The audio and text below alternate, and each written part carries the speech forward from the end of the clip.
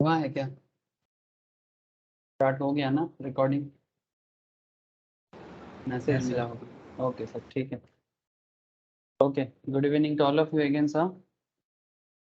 Good evening Shraddha. Shraddha recently join किया। Okay sir, ठीक है। Good evening. Okay sir.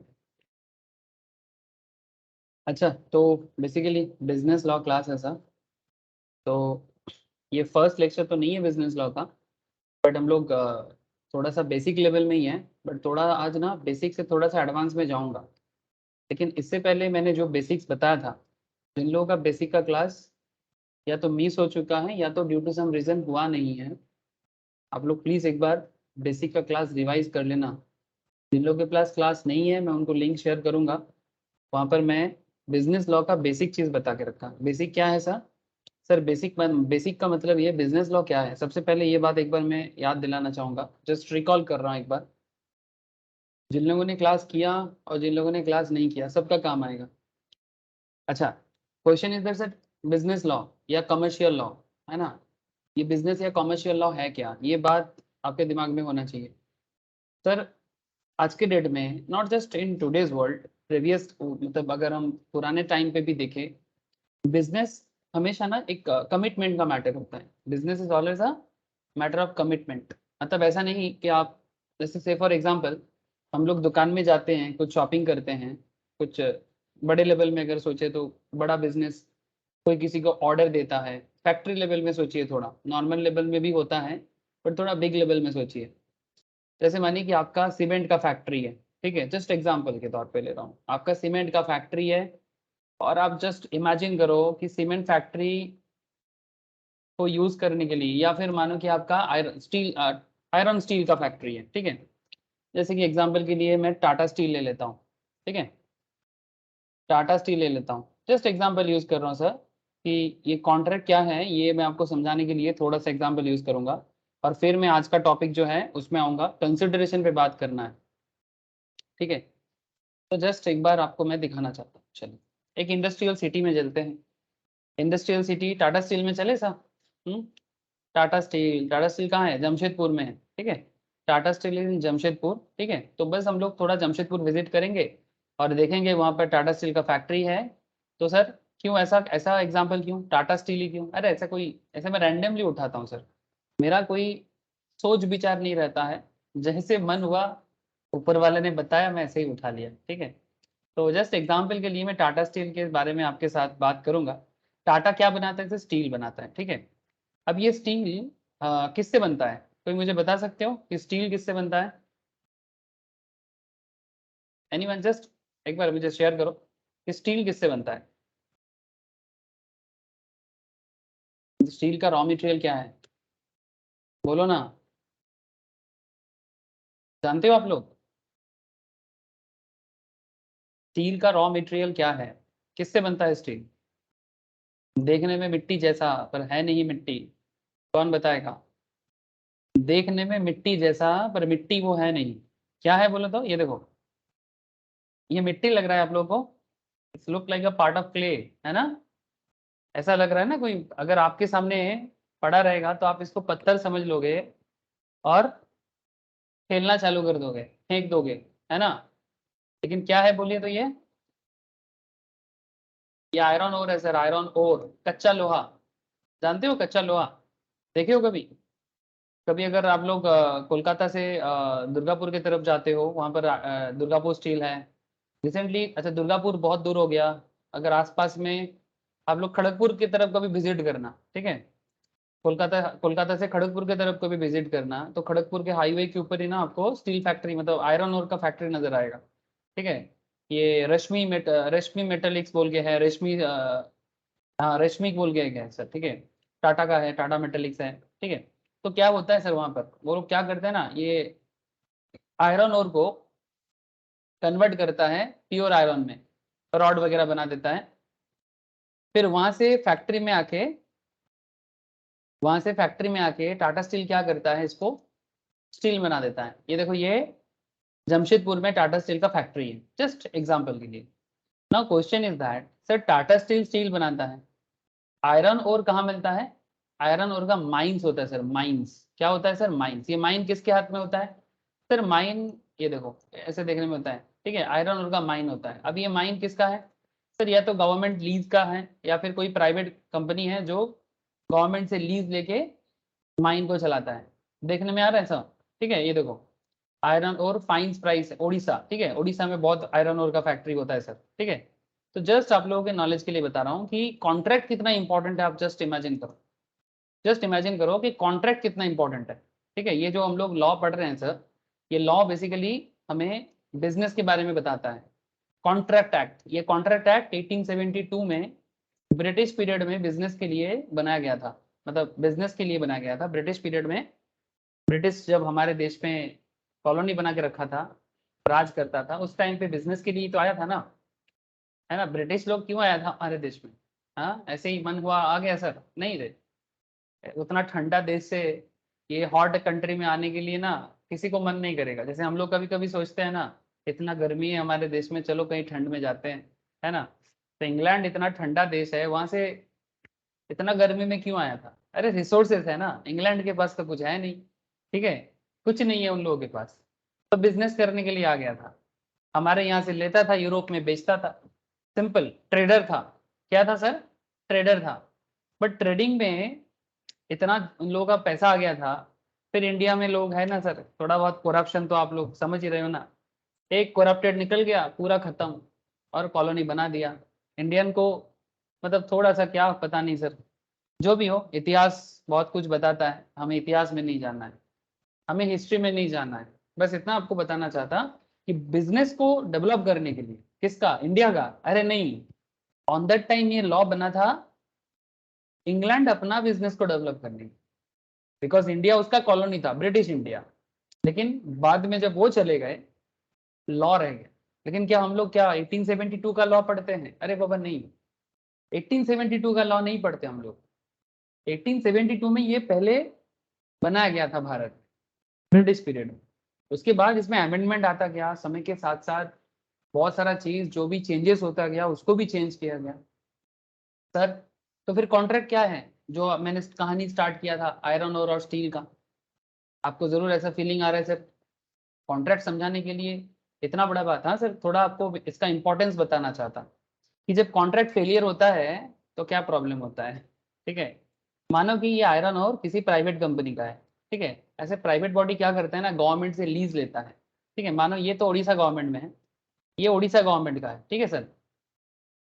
Orissa दो तरह से लिखा जाता है, ODI से भी लिखते हैं, ORI से भी लिखते हैं, जो भी। तो उड़ीसा गवर्नमेंट का है। अब उड़ीसा गवर्नमेंट से मानो आप में से कोई, किसको लीज लेना है? हाँ, कौन लीज पे लेना चाहते हो? जल्दी बोलो, किसको ये वाला माइंस लीज पे लेना है? अरे ले लो ना लीज पे। लीज क्या होता है? लॉन्ग टर्म रेंट पे होता है, लॉन्ग टर्म रेंट। ये 10 साल 20 साल, ठीक है। और इससे जो भी मानो कि 10 करोड़ 20 करोड़ में लीज लिया, ठीक है। अब 10 करोड़ का लीज लेके ये माइन से जितना आयरन और प्रोक्योर होगा, ठीक है, कच्चा लोहा है सर, इट्स लुक लाइक मिट्टी, बट मिट्टी ये है नहीं, इसी के अंदर लोहा है सर, जिसके ऊपर बेस करके हमारे घर पे रॉड लोहा का हर एक चीज बनता है। नाउ ये जो 10 करोड़ का लीज लेके मैंने गवर्नमेंट के साथ कॉन्ट्रैक्ट किया, मानो कि मैंने ही खरीद लिया इसको। सर आपके पास इतना पैसा है क्या? अरे 2 मिनट के लिए सोच लो ना, सोच लो कि करोड़पति अरबपति, हाँ, जो भी सोचना है सोच लो। मानो कि 10 करोड़ का बीड करके, बीडिंग होता है, गवर्नमेंट क्या करता है ना, कॉन्ट्रैक्ट देने के लिए टेंडर बुलाते हैं। क्या बुलाते हैं? टेंडर। टेंडर क्या होता है? चीप रेट में, चीप रेट में, मतलब अच्छा दाम, गवर्नमेंट को भी अच्छा दाम देगा, ठीक है, गवर्नमेंट को भी लाइसेंस भी अच्छा देगा, और जो गवर्नमेंट का कंडीशंस है वो भी जो मानेगा, गवर्नमेंट उसी को कॉन्ट्रैक्ट देता है। तो मानो कि गवर्नमेंट मुझे कॉन्ट्रैक्ट दे दिया, ठीक है, कि भाई ये वाला आयरन ओर से जितना आयरन ओर निकलेगा, कच्चा लोहा निकलेगा, उसको निकालो और इंडस्ट्री को सप्लाई करो। अब मैं किसको बेचूंगा?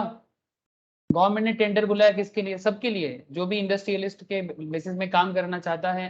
ABCD अलग अलग लोग आ गया सर, ठीक है, XYZ अलग अलग लोग कॉन्ट्रैक्ट करने के लिए आ गया, किसके साथ? गवर्नमेंट ऑफ उड़ीसा के साथ, ठीक है, क्योंकि ये उड़ीसा स्टेट में है, ठीक है। उड़ीसा में बहुत सारा है, उड़ीसा, छत्तीसगढ़, ठीक है, झारखंड का जो बेल्ट है ना सर, हम लोगों का छोटा नागपुर बेल्ट बोलते हैं उसको, छोटा नागपुर नाम ही है छोटा नागपुर। ठीक है, आई होप आप लोगों को पता है सर, ज्योग्राफी का थोड़ा सा नॉलेज रखोगे पता चलेगा। ठीक है, थोड़ा सा नॉलेज, ज्यादा नॉलेज जरूरत नहीं है, थोड़ा ज्योग्राफी जान लो बहुत है। अब गवर्नमेंट ऑफ उड़ीसा के साथ मैंने 10 करोड़ का लीज ले लिया। अब ये लीज लेके मैं गवर्नमेंट को एक एनुअल अमाउंट पे करता रहूंगा, ये एज पर दी कॉन्ट्रैक्ट। और लेकिन मुझे क्या करना है सर, यहाँ से जो भी आयरन और निकलेगा, जो भी आयरन और यहाँ से प्रोड्यूस होगा, ये आयरन और मुझे क्या करना है बोलो तो, मुझे ये टाटा कंपनी को सप्लाई करना है, ये मुझे टाटा स्टील को सप्लाई करना है। आपको समझ में आ रहा है सर? हेलो, एक सिंपल बिजनेस कॉन्ट्रैक्ट समझाने का कोशिश कर रहा हूँ आपको। टाटा कंपनी क्या करेगा इसको sir, Tata company, Tata steel. Good evening sir. हाँ गुड इवनिंग। ये टाटा स्टील का रियल फैक्ट्री इमेज है सर। ठीक है, कभी अगर जमशेदपुर विजिट करोगे ना, टाटा स्टील नजर आ जाएगा। जस्ट विजिट जमशेदपुर, टाटा नगर के नाम से भी जाना जाता है। हावड़ा से ट्रेन पकड़ो और टाटा नगर पहुंचो, 4 घंटा लगता है एक्सप्रेस में। सर, सर इसमें क्या है सर, कुछ नहीं है, बस समझा करो बिजनेस कॉन्ट्रैक्ट। अब ये जो आयरन ओर था, ये जो आयरन ओर मैंने लीज पे लिया, ये आयरन ओर लेके करूंगा क्या, ये आयरन ओर मुझे टाटा स्टील को देना है। तो मैंने गवर्नमेंट के साथ कॉन्ट्रैक्ट किया और फिर मेरे साथ टाटा स्टील का। मैं कौन हूं, मैं आयरन ओर को, आयरन ओर माइंस को लीज पे लिया। ठीक है, और मेरे साथ टाटा स्टील का डील हुआ है। टाटा स्टील मुझे बोला है कि एक समथिंग रेट में, ठीक है, पर टन के हिसाब से, जो भी हिसाब चलता है इस फील्ड में, ठीक है, पर ट्रक के हिसाब से मुझे पेमेंट करेगा। तो मेरा हिसाब सिंपल है, 10 करोड़ मैंने इन्वेस्ट किया, कुछ भी हो जाए मुझे 10 करोड़ डाल के 1 साल में कम से कम 12 करोड़ बनाना है। ये मेरा हिसाब है, मेरा हिसाब है 10 करोड़ को मुझे 1 साल में 12 करोड़ बनाना है, तो मेरा 2 करोड़ का इनकम रहेगा 1 साल में। ठीक है, ये जस्ट मेरा सोच है। अब उसके लिए मैं जो भी कॉस्टिंग करके मैं टाटा स्टील के साथ कॉन्ट्रैक्ट में आ जाऊंगा,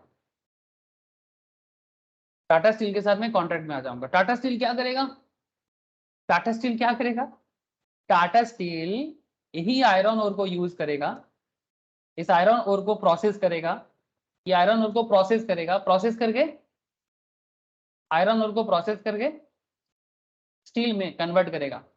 ठीक है, आयरन ओर प्रोसेस होके स्टील में कन्वर्ट हो जाएगा, और फिर वहां से वो जो स्टील बनेगा ना, अलग अलग स्टील के बेसिस पे, स्टील के, स्टील डिपेंडेंट इंडस्ट्री, ठीक है, आयरन स्टील डिपेंडेंट इंडस्ट्री, जो कुछ भी है आजकल, क्या चीज है, ट्रेन किससे बनता है, एरोप्लेन किससे बनता है, ठीक है, कुछ भी, मतलब टीन का, स्टील का, है ना, हम लोग को पता है सर इसका यूज क्या है। ठीक है, टीन और एल्यूमिनियम को मिक्स करके, है ना, I hope you understand.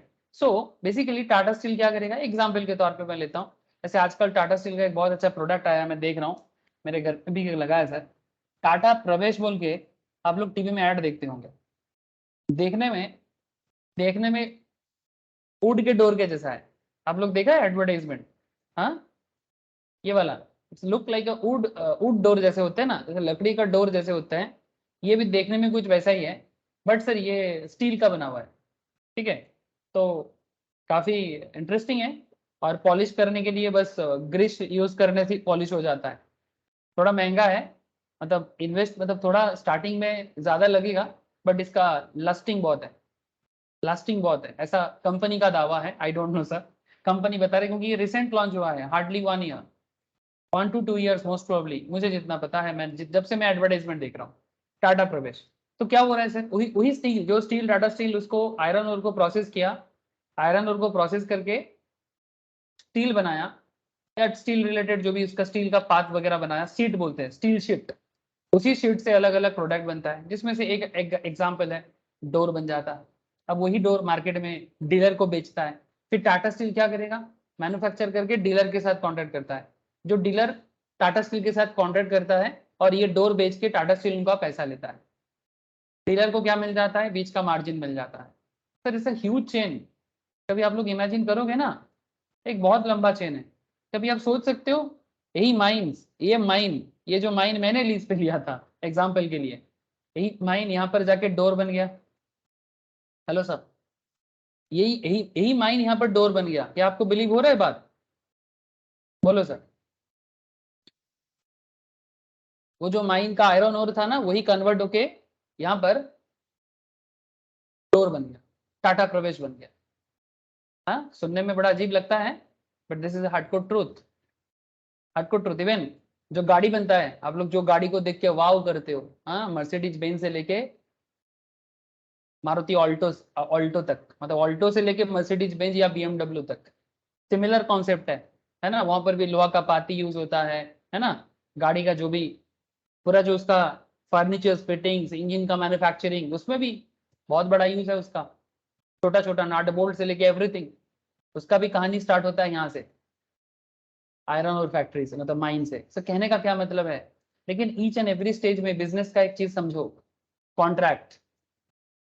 Each and every stage में बिजनेस का एक सिंपल सा कॉन्सेप्ट है sir, that is contract. Contract must be there. मेरे साथ गवर्नमेंट का कॉन्ट्रैक्ट, मेरे साथ टाटा स्टील का कॉन्ट्रैक्ट। मैं कौन था यहाँ पर एग्जाम्पल के लिए, मैं आयरन ओर को लीज पे, मतलब माइंस को लीज पे लिया था। मेरा लीज है जो मैंने गवर्नमेंट से लीज में लिया। तो कॉन्ट्रैक्ट इज एवरीवेयर। अगर कॉन्ट्रैक्ट फेलियर हो जाता है ना, आप सोच सकते हो बिजनेस का कितना बड़ा लॉस हो सकता है। हेलो सर, आप लोगों को कहानी समझ में आ रहा है सर? आप क्या क्या पर्टिकुलर टॉपिक पढ़ रहे हो आप? कॉन्ट्रैक्ट एक्ट का मतलब सिर्फ कोई एक्ट नहीं है सर, ये बिजनेस का जान है। अगर यहाँ पर फेलियरिटी होता है ना, अगर कॉन्ट्रैक्ट बीच में टूटता है ना, इसको हम लोग बोलते हैं ब्रिज करना। अगर कोई भी पार्टी ब्रिज कर देता है तो बिजनेस में बहुत बड़ा फेलियरिटी आ जाएगा।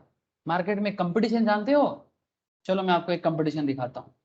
अच्छा, आज के डेट में इंडिया में सबसे ज्यादा कार किस कंपनी का बिकता है, जल्दी बोलो।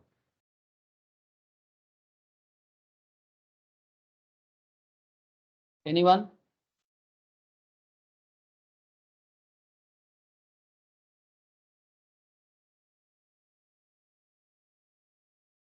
किस कंपनी का कार इंडिया में सबसे ज्यादा बिकता है, बताओ।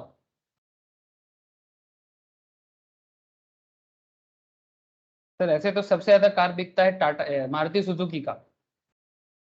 सबसे ज्यादा कार इंडियन मार्केट में बिकता है मारुति सुजुकी का, लेकिन इंडियन मार्केट में मारुति सुजुकी को बीट करने के लिए सेकंड में बेस्ट, सेकंड बेस्ट में है टाटा। ठीक है, ये देखो सर, यहाँ पर सुजुकी का मैक्सिमम गाड़ी दिख रहा है जो रिसेंट 2022 में जिसका सेल सबसे ज्यादा हुआ है। ठीक है, 2022 में देखो यूनिट, देखो ये देखो, मारुति सुजुकी वैगनर। ठीक है, कितना कितना सेल हुआ है देखो। मारुति सुजुकी बलेनो, इसका सेल देखो। मारुति सुजुकी स्विफ्ट, इसका सेल देखो। टाटा नेक्सॉन, टाटा नेक्सॉन अभी हॉट है सर, हॉट कार में से एक है। ठीक है, मतलब मिडिल क्लास के लिए, हायर मिडिल क्लास के लिए, मतलब सही दाम पे सही चीज का टाटा नेक्सॉन बहुत बड़ा बाजी मात कर रहा है। मारुति सुजुकी डिजायर तो है ही, आप लोग देखते ही रहते हो रास्ते में। इको का बिजनेस लेवल में काफी अच्छा, मतलब बहुत काम कर देता है, मालगाड़ी का भी और पैसेंजर का भी। हुंडई वेन्यू अच्छा सेलिंग में है सर। सर ये सब क्यों बता रहे हो? सर कनेक्ट करो आप। आपके लिए कोई कार होगा, आपके लिए देखने का चीज होगा, या फिर आप बैठ के लॉन्ग ड्राइव में जाते होंगे, है ना। लेकिन कंपनी के लिए ये सिर्फ लॉन्ग ड्राइव का मैटर नहीं है, कंपनी के लिए कमिटमेंट है, कमिटमेंट। कमिटमेंट है, कंपटीशन इज देयर, है ना। कंपटीशन है। सोचो आप, किसके पास कितना रॉ मटेरियल है, किसके पास कितना पैसा है, कौन कितना गाड़ी मार्केट में सेल कर सकता है, उसके ऊपर डिपेंड करके, इसके ऊपर डिपेंड करके इनका बिजनेस चलता है, और उस बिजनेस के ऊपर डिपेंड करके मार्केट में शेयर चलता है। जैसे देखो, मारुति सुजुकी का शेयर प्राइस देखो सर, मैं कहाँ से कहाँ लेके जा रहा हूँ। आप मेरा जर्नी थोड़ा देखना, मैं आपको कहाँ से कहाँ लेके जा रहा हूँ। एक सिंपल सा कॉन्ट्रैक्ट एक्ट से मैं आपको शेयर मार्केट तक लेके आ गया। ये मारुति सुजुकी का शेयर का दाम है, एक शेयर अगर आपको आज के डेट में मारुति सुजुकी का लेना है शेयर मार्केट से, एक शेयर का दाम है 8,835। इसका मतलब आप, ये वाला जो कॉन्सेप्ट है ये कहाँ छुपा हुआ है? एक शेयर का दाम इतना कैसे हो गया? अरे सर बिजनेस तो देखो यहाँ पर, जस्ट एक बार देखो आप, सिर्फ 2022 का डेटा दे रहा हूं मैं आपको। अगर 12-15 गाड़ी सेल हुआ है तो उसमें 70 to 80% कार तो मारुति सुजुकी का ही है सर। तो मार्केट में, फोर व्हीलर मार्केट में मारुति सुजुकी बेस्ट है, मतलब सेलिंग में, हॉट सेलिंग ऑलवेज। और मार्केट में जो लोग बिजनेस करता है ना, जिनको गाड़ी आज खरीदना है, फिर बेचना है, फिर बेचना है, फिर खरीदना है, तो लोग सुजुकी पसंद करता है। क्यों? मारुति सुजुकी इजीली सेल हो जाएगा, मार्केट में रीसेल वैल्यू है, गैरेज मिल जाएगा, सर्विसिंग सेंटर मिल जाएगा, something like that, parts easily available है। 5 साल पहले अगर कोई 2020 में 5,000 में लिया होता तो 4,000 में मिल रहा था, कोरोना पीरियड चल रहा था। लेकिन अगर आप 2009-10 के आसपास का टाइम भी देखो, 10 साल पहले मारुति सुजुकी का एक शेयर का दाम चलता था 500 550 के आसपास। मतलब अगर 10 साल भी किसी ने 100 शेयर भी खरीद के रखा होता, मतलब इन्वेस्टमेंट कितना था, 500 करके अगर किसी ने 100 शेयर परचेस करता तो कितना था, 50,000। आज वैल्यू कितना है, हिसाब लगा लो, 100 करके 8,835। हिसाब आपका, मुझे अभी कुछ नहीं बताना है। सर कहने का क्या मतलब था? सर देखो, मैंने कहानी स्टार्ट किया था कॉन्ट्रैक्ट से, मैं यहाँ पर कहानी को खत्म कर रहा हूँ स्टॉक मार्केट में आके। मतलब और कुछ नहीं, मतलब यही है कि एक बिजनेस कॉन्ट्रैक्ट सिर्फ बिजनेस कॉन्ट्रैक्ट नहीं है, इसका इफेक्ट बहुत दूर तक पड़ता है, कंपनी का कैपिटल तक पहुंच जाता है। Sir share capital, share market मतलब क्या, शेयर कैपिटल, यहाँ पर लोगों का पैसा है। टाटा मोटर्स का हालत देखो, रिसेंटली टाटा मोटर्स बड़ा प्रॉब्लम पे था, लेकिन टाटा मोटर्स ने भी क्या जंप मारा देखो सर, क्या जंप मारा देखो। 2020 में टाटा मोटर्स का एक शेयर का दाम चल रहा था 100 रुपया, 100 के आसपास, 100 के नीचे चला गया था, 65 में भी चला है। उसके बाद टाटा मोटर्स रुकने का नाम ही नहीं लिया सर। देखो 500 550 के आसपास चला गया था, उसके बाद थोड़ा सा भी उसी रेंज में घूम रहा है, 450 500 रेंज में।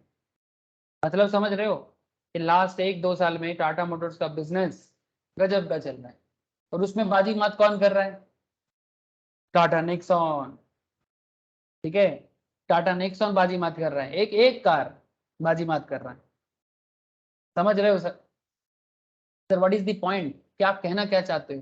कुछ नहीं, बिजनेस लेवल में कॉन्ट्रैक्ट इतना वैल्यूएबल है कि उसके बिजनेस का लास्ट लास्ट लेवल तक इसका इफेक्ट पड़ता है कि आप क्या करते हो, आप किससे कॉन्ट्रैक्ट कर रहे हो, कॉन्ट्रैक्ट फुलफिल हो रहा है कि नहीं हो रहा है, ऑफर एक्सेप्टेंस फुलफिल हो रहा है। अगर ये सब बात मैं आपको थोड़ा कहानी के हिसाब से बताया, लेकिन रियलिटी लीगली बताता है। अब लीगल मैटर देखना है। इन सिंपल मैं आपको इतना समझाने का कोशिश कर रहा था कि कॉन्ट्रैक्ट एक्ट पढ़ना क्यों है, और कुछ रीजन नहीं था कि कंपनी किसके साथ कॉन्ट्रैक्ट कर रहा है, कंपनी का क्या बिजनेस प्लान है, कंपनी किसके साथ किस तरह का हिसाब किताब कर रहा है, एवरीथिंग मैटर करता है। आप लोगों को पता है टाटा के बारे में एक बहुत बड़ा बात है, टाटा का बिजनेस रिसेंटली थोड़ा प्रॉब्लम में इसलिए पड़ गया है, टाटा मोटर्स तो बिग ब्रांड है सर, आप लोग जानते होंगे, लैंड रोवर एंड जैगुआर बहुत लोगों का पसंदीदा कार भी है। Land Rover, Jaguar as well as Range Rover, ये भी टाटा का ही है। ये बेसिकली यूके का एक बहुत बड़ा ब्रांड है, जिसको बाद में टाटा ने एक्वायर कर लिया। ठीक है, तो बेसिकली एक्वायर करना मतलब क्या, कॉन्ट्रैक्ट किया था परचेज करने का। क्या कॉन्ट्रैक्ट था, परचेज का। उसके बाद टाटा मोटर्स वर्ल्ड का मतलब one of the best brand बन गया है। उससे पहले एक्चुअली एक बार टाटा मोटर्स गया था जैगुआर लैंड रोवर वालों के पास, मतलब land rover range rover company वालों के पास, बोला था कि मेरे को पैसे का जरूरत है, मेरा टाटा मोटर्स खरीद लो। वो लोग इतना जोर से हंसा था ना टाटा मोटर्स पे, फिर टाटा मोटर्स ही जाके उनको खरीद लिया। आज आज दिन ऐसा है। तो पॉइंट क्या है, पॉइंट और कुछ नहीं है, कॉन्ट्रैक्ट। बिजनेस लेवल में कॉन्ट्रैक्ट का इंपॉर्टेंस ही बहुत बड़ा है, एकदम बेस लेवल से लेके फाइनल लेवल तक। समझने का कोशिश करो सर। ठीक है सर, कॉन्ट्रैक्ट में जो बेसिक बात मैंने एकदम स्टार्टिंग में किया था ये वाला चैप्टर में, ये वाला चैप्टर जिन लोगों का मिस है मैं उनको शेयर कर दूंगा। Sir contract actually offer plus acceptance के ऊपर डिपेंड करता है। कॉन्ट्रैक्ट डिपेंड करता है ऑफर प्लस एक्सेप्टेंस पे। कोई किसी को कुछ ऑफर करता है, अगला बंदा उसको एक्सेप्ट करता है, दोनों के बीच में एग्रीमेंट बनता है। ठीक है, और जब एग्रीमेंट को क्या किया जाता है सर, एग्रीमेंट को बोलो, एनफोर्सेबल बाय लॉ। एग्रीमेंट को लॉ के थ्रू से बांध दिया जाता है, ताकि आप अगर गलती कर बैठो, वादा करके अगर भूल जाओ तो क्या होगा, वादा करके भूलना नहीं है, जो वादा निभाया है मतलब जो वादा किया है निभाना पड़ेगा। ऐसे मानो मैंने टाटा स्टील को बोला था, एकदम एकदम बिजनेस लेवल में समझो, मैंने टाटा स्टील को बोला था कि मैं विद इन 31 अगस्त 10 टन या 10 मेट्रिक टन, ठीक है, 10 मेट्रिक टन आयरन और सप्लाई करूंगा। मैंने ये बात टाटा स्टील को बोला था, ठीक है। टाटा स्टील स्टील बना के टाटा स्टील स्टील बना के वही मेरा 10 मेट्रिक टन जो मेरा जो 10 मेट्रिक टन आयरन और टाटा स्टील मेरे से लेने का वादा किया था मेरे से, तो ये ऑफर पहले टाटा स्टील ने मुझे किया था, फिर मैंने एक्सेप्ट किया था। तो टाटा स्टील के साथ मेरा ऑफर और एक्सेप्टेंस हुआ था।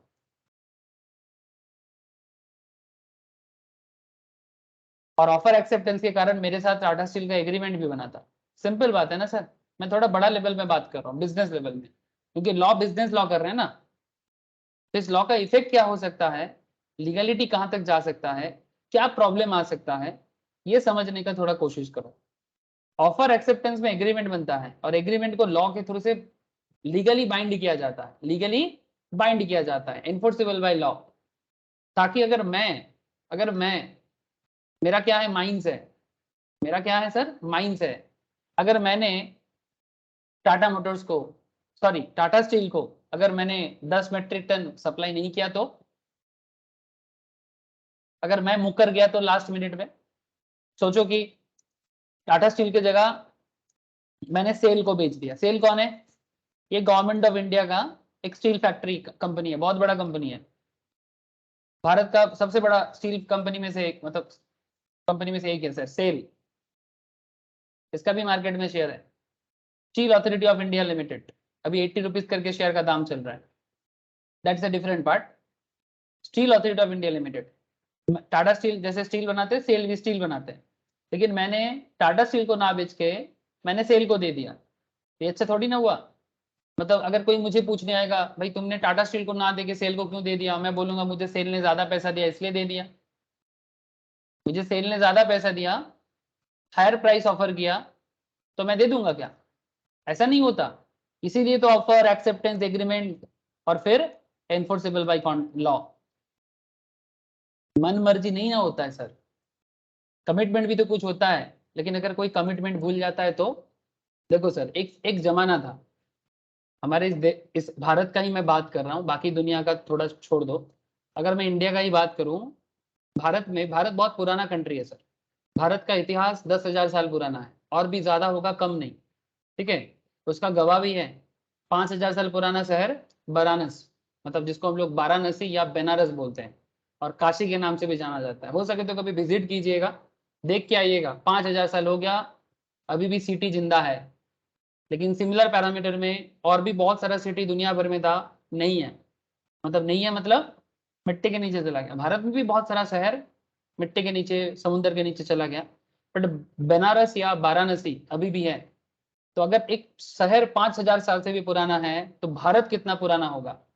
ये अमेरिका वगैरह तो सर छोड़ो, 2 दिन पहले आया है। सर कहना क्या चाहता हूँ, सर एक टाइम था जब हमारे देश में मुंह से बोल दिया एप्लीकेबल हो जाता था, मतलब लोगों का मुंह का बात इतना इंपॉर्टेंट था।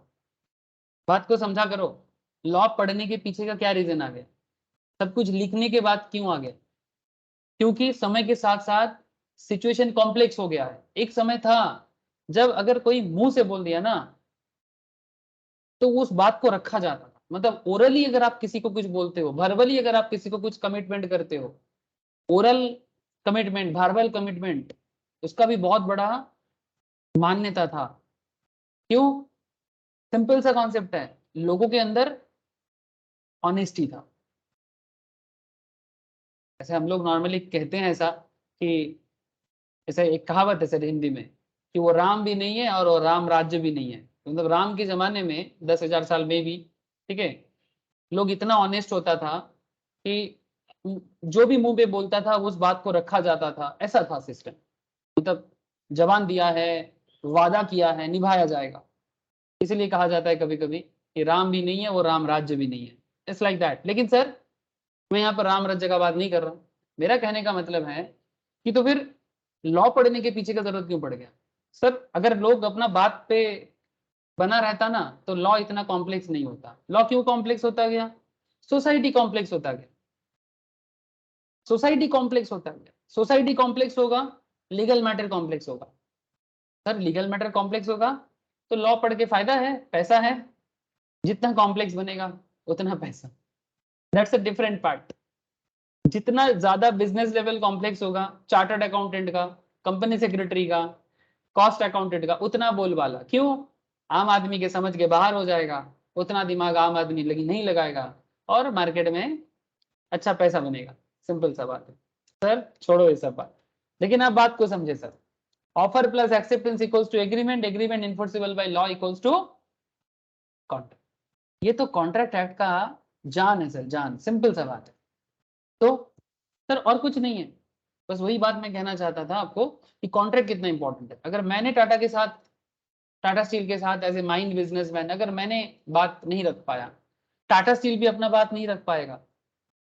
अगर मैंने टाटा स्टील को ब्रिज कर देगा तो टाटा स्टील टाटा मोटर के साथ ब्रिज हो जाएगा, टाटा प्रवेश के साथ ब्रिज हो जाएगा, या फिर किसी और कंपनी जिसको टाटा स्टील सप्लाई करता है उनके साथ ब्रिज हो जाएगा। तो बेसिकली पूरा बिजनेस लेवल प्रॉब्लम में आ जाएगा, पूरा बिजनेस लेवल प्रॉब्लम में आ जाएगा अगर एक ने कमिटमेंट तोड़ दिया तो। ऐसा हुआ है, ऐसा हुआ है रिसेंटली, जब बिजनेस ऐसे कमिटमेंट के कारण फेलियर हुआ है। लीगली केस भी चल रहा है, वो अलग बात। जैसे कि आप लोग बिग बाजार के बारे में सुने हो, अरे सुना है कि नहीं सुना? सभी को ही सुना है सर। आप लोगों को पता है ना सर, बिग बाजार अभी और नहीं है, इसका लीगल केस चल रहा है अभी भी। लेकिन ये बिग बाजार जिसमें जो फर्स्ट टाइम भारत में लोगों को मॉल कॉन्सेप्ट दिखाया, हम लोग बड़ा बड़ा एंजॉय के साथ बिग बाजार में शॉपिंग करने जाते थे, है ना? सभी कोई, हर शहर में बिग बाजार है, छोटा बड़ा शहर में बिग बाजार बन गया है सर। लेकिन अभी बिग बाजार बंद है। रिसेंटली रिलायंस ने इसको परचेज किया है, बट बिग बाजार ने क्या कमिटमेंट नहीं रख पाया जानते हो? बिग बाजार अपने सप्लायर का कमिटमेंट नहीं रख पाया। मतलब जिनसे प्रोडक्ट लेके बिग बाजार मार्केट में या बिजनेस करता था, उनका जो लोन है वो लोन रिपे नहीं कर पाया। कितना अमाउंट का जानते हो सर? ऑलमोस्ट 25,000 करोड़ का, 25,000 करोड़ का अमाउंट था जो बिग बाजार ने रिपे नहीं कर पाया। तो क्या हुआ? बिग बाजार का कमिटमेंट फेलियर होने से सप्लायर का प्रॉब्लम हो गया। तो सप्लायर का तो बिजनेस, सप्लायर तो छोटा मोटा है ना। हाँ बोलो सर, कोई कहना चाहते हो कुछ? Tell me sir, any question sir? Contract का इफेक्ट समझो।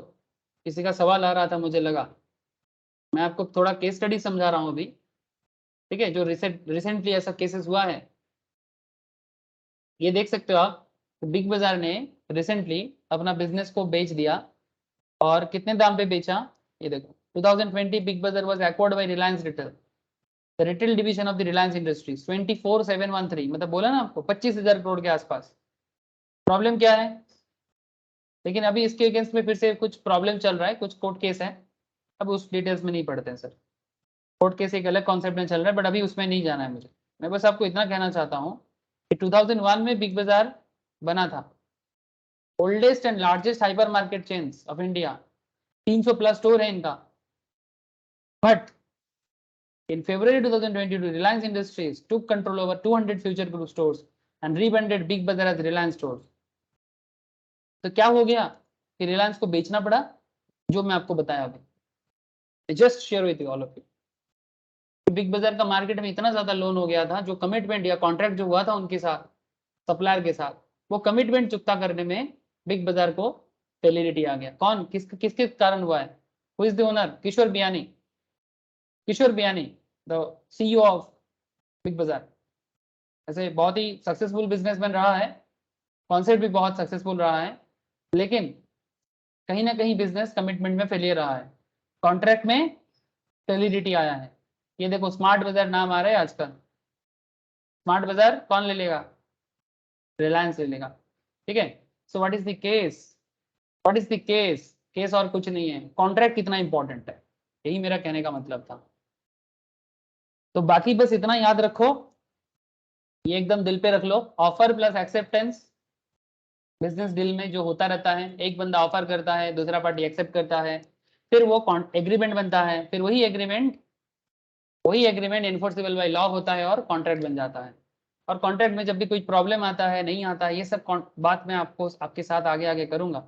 इससे पहले मैंने अभी जो मैंने आप लोगों के साथ थोड़ा कहानी डिस्कशंस किया ना, मैं इसी तरह का बात पहले भी डिस्कस किया था। मैं आज फिर से एक बार किया क्योंकि काफी दिन क्लास नहीं हुआ था कॉन्ट्रैक्ट का, तो मैंने सोचा थोड़ा कनेक्ट कर देते हैं। और एक इंटरेस्टिंग बात क्या है, ये जो फर्स्ट चैप्टर जो था nature of contract and basics of contract, please जिन लोगों का मिस है एक बार गो थ्रू कीजिएगा। मेरा आज का डिस्कशन अभी जो रहेगा, ठीक है, इसमें बहुत इंटरेस्टिंग इंपॉर्टेंट डिस्कशन है। कॉन्ट्रैक्ट क्या है इसका डिटेल्स डिस्कशन है, वैलिड कॉन्ट्रैक्ट कैसे होता है, कॉन्ट्रैक्ट कितना तरह का होता है, प्रपोजल क्या है, ऑफर क्या है, एक्सेप्टेंस क्या है, कम्युनिकेशन ऑफ ऑफर एक्सेप्टेंस क्या है, कम्युनिकेशन ऑफ परफॉर्मेंस क्या है, रिवोकेशन ऑफ ऑफर एक्सेप्टेंस क्या है। इंपॉर्टेंट कुछ पॉइंट्स है, प्लीज एक बार जिन लोगों का मिस हुआ है, जिनका जो लोग भूल चुके हो, मस्ट रिवाइज करो। मैं कॉन्ट्रैक्ट के ऊपर एक क्विज कॉन्टेस्ट भी किया था बेसिक्स के ऊपर, मैं फिर से करूंगा, फिर से क्विज करूंगा, सो रेडी रहिएगा। Sir today's discussions, today's fresh discussions consideration. Okay sir, मैं कंसिडरेशन पे कुछ कहना चाहता, लेकिन इतना देखो, जिन लोगों ने कभी पहले कॉन्ट्रैक्ट या लॉ नहीं पढ़ा है, मैं इतना श्योर हूं कि आप लोग को इतना तो समझ में आ ही गया सर। ठीक, लॉ क्या है, बिजनेस लॉ क्या है, और उसमें कॉन्ट्रैक्ट क्या है। कॉन्ट्रैक्ट बिजनेस लॉ का जान है। बिजनेस लॉ में बहुत कुछ पढ़ाया जाता है, कॉन्ट्रैक्ट है, सेल ऑफ गुड्स है, ठीक है, पार्टनरशिप है, एलएलपी है, कंपनी लॉ भी बिजनेस लॉ का ही एक एक्सटेंडेड एक स्पेशल पार्ट है। लेकिन एक बात आप लोग याद रखिएगा, जिसका कॉन्ट्रैक्ट एक्ट समझ के बाहर है, वो समझो कि बिजनेस लॉ समझा ही नहीं। इसीलिए कॉन्ट्रैक्ट एक्ट को अच्छे से समझना, मतलब बिजनेस लॉ का बेसिक है ये। बिजनेस लॉ का मतलब कोई भी बिजनेस स्टार्ट करना है, सिंपल सा कॉन्ट्रैक्ट होता है। ऑफर होगा, एक्सेप्टेंस होगा, एग्रीमेंट होगा, इन्फोर्सेबल बाय लॉ होगा। सुन सुन के कान पक जाएगा, बट ये बात कहना बंद नहीं होगा। सर चलो आ जाओ, डिटेल्स डिस्कशन करेंगे कंसिडरेशंस पे। What is consideration? कंसिडरेशन है क्या? सर कंसिडरेशन का क्या मतलब होता है? सर कंसिडरेशन का मतलब होता है, कोई मुझे बताएगा क्या मीनिंग ऑफ कंसिडरेशन? बोलो, कौन बताएगा? Something in return, something in return, इसी के बारे में थोड़ी डिटेल्स बात करेंगे। कॉन्ट्रैक्ट में समथिंग इन रिटर्न क्या होता है, या कंसिडरेशन क्या होता है? फोकस करो सर थोड़ा। हाँ टेल मी सर, बोलो बोलो, कुछ क्वेश्चन आ रहा है मुझे ऐसा लग रहा है। ठीक है, अच्छा सबके साथ मैं कनेक्टेड हूँ कि नहीं सर? आप लोगों का हाँ ना मेरे लिए इंपॉर्टेंट है सर, एक बार बताओ आप लोगों के साथ मैं कनेक्टेड हूँ या नहीं? Yes, yes, sir. Yes sir, okay sir. चलो, कंसिडरेशन के अंदर कुछ इंपॉर्टेंट पॉइंट्स आएगा, ठीक है। ऐसे हर चैप्टर इंपॉर्टेंट है, हर लाइन इंपॉर्टेंट है, हर एक प्रोविजन इंपॉर्टेंट है, हर एक सेक्शन इंपॉर्टेंट है। आप लोग प्रोफेशनल बनने आए हो सर, सजेशन का कोई जगह नहीं है। हर एक चीज जानना है, हर एक पॉइंट जानना है, नहीं तो सी ए में कैसे बनोगे सर? बाकी लोगों से यही तो फर्क होता है, चार्टर्ड का, कंपनी सेक्रेटरी का, कॉस्ट अकाउंटेंट का, यही फर्क होता है। बाकी लोग पढ़ते हैं, आज पढ़ते हैं कल भूलते हैं, ठीक है। प्रैक्टिकल लाइफ के साथ कोई कनेक्शन नहीं है, पूछ सकते हो आप।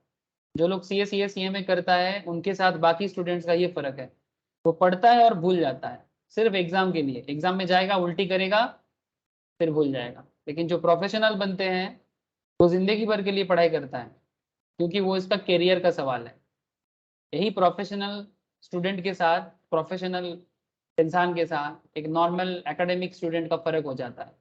वो पढ़ते हैं और एग्जाम के लिए उल्टी करके फिर भूल जाते हैं। उल्टी मतलब वही जिसको हम लोग बोलते हैं ना, मगअप कर लिया एग्जाम में जाके, लिख के आ गया, हाँ भाई ये सब कॉमन आ गया था, इतना इतना मिल जाएगा। But professional is not like that. यहाँ पर जब तक आप जानोगे नहीं, जब तक क्लैरिटी नहीं आएगा, तो आपका नहीं होगा। सिंपल सा बात है।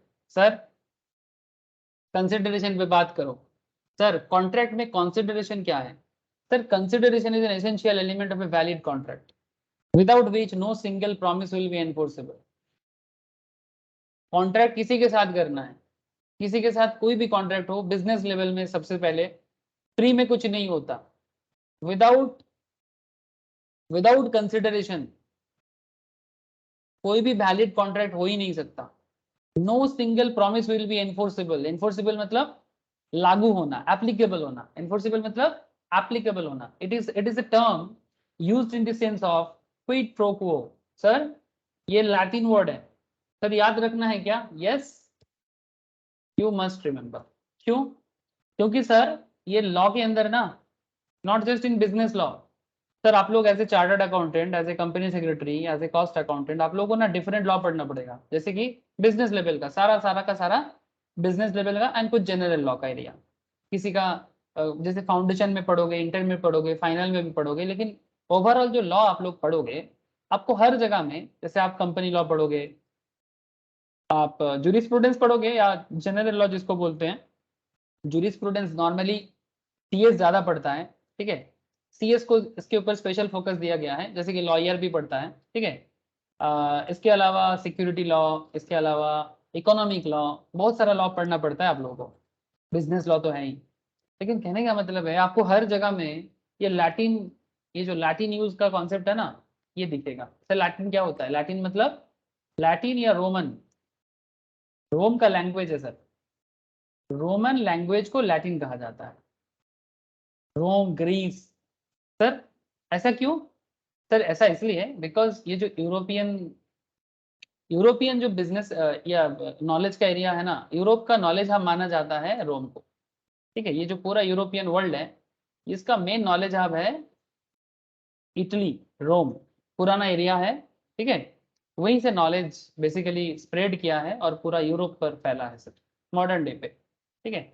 मॉडर्न डे पे कॉन्सेप्ट इसी तरह से बना है। इसीलिए इंग्लैंड हो या स्पेन हो या तुर्की हो, अब किसी का भी तुर्की को छोड़ो, तुर्की थोड़ा सा मिडिल ईस्ट के साथ कनेक्टेड है, बट मेनली यूरोपियन नेशंस में, जो तुर्की भी यूरोप में आता है, बट मैं बेसिकली वेस्टर्न यूरोप का बात कर रहा हूँ।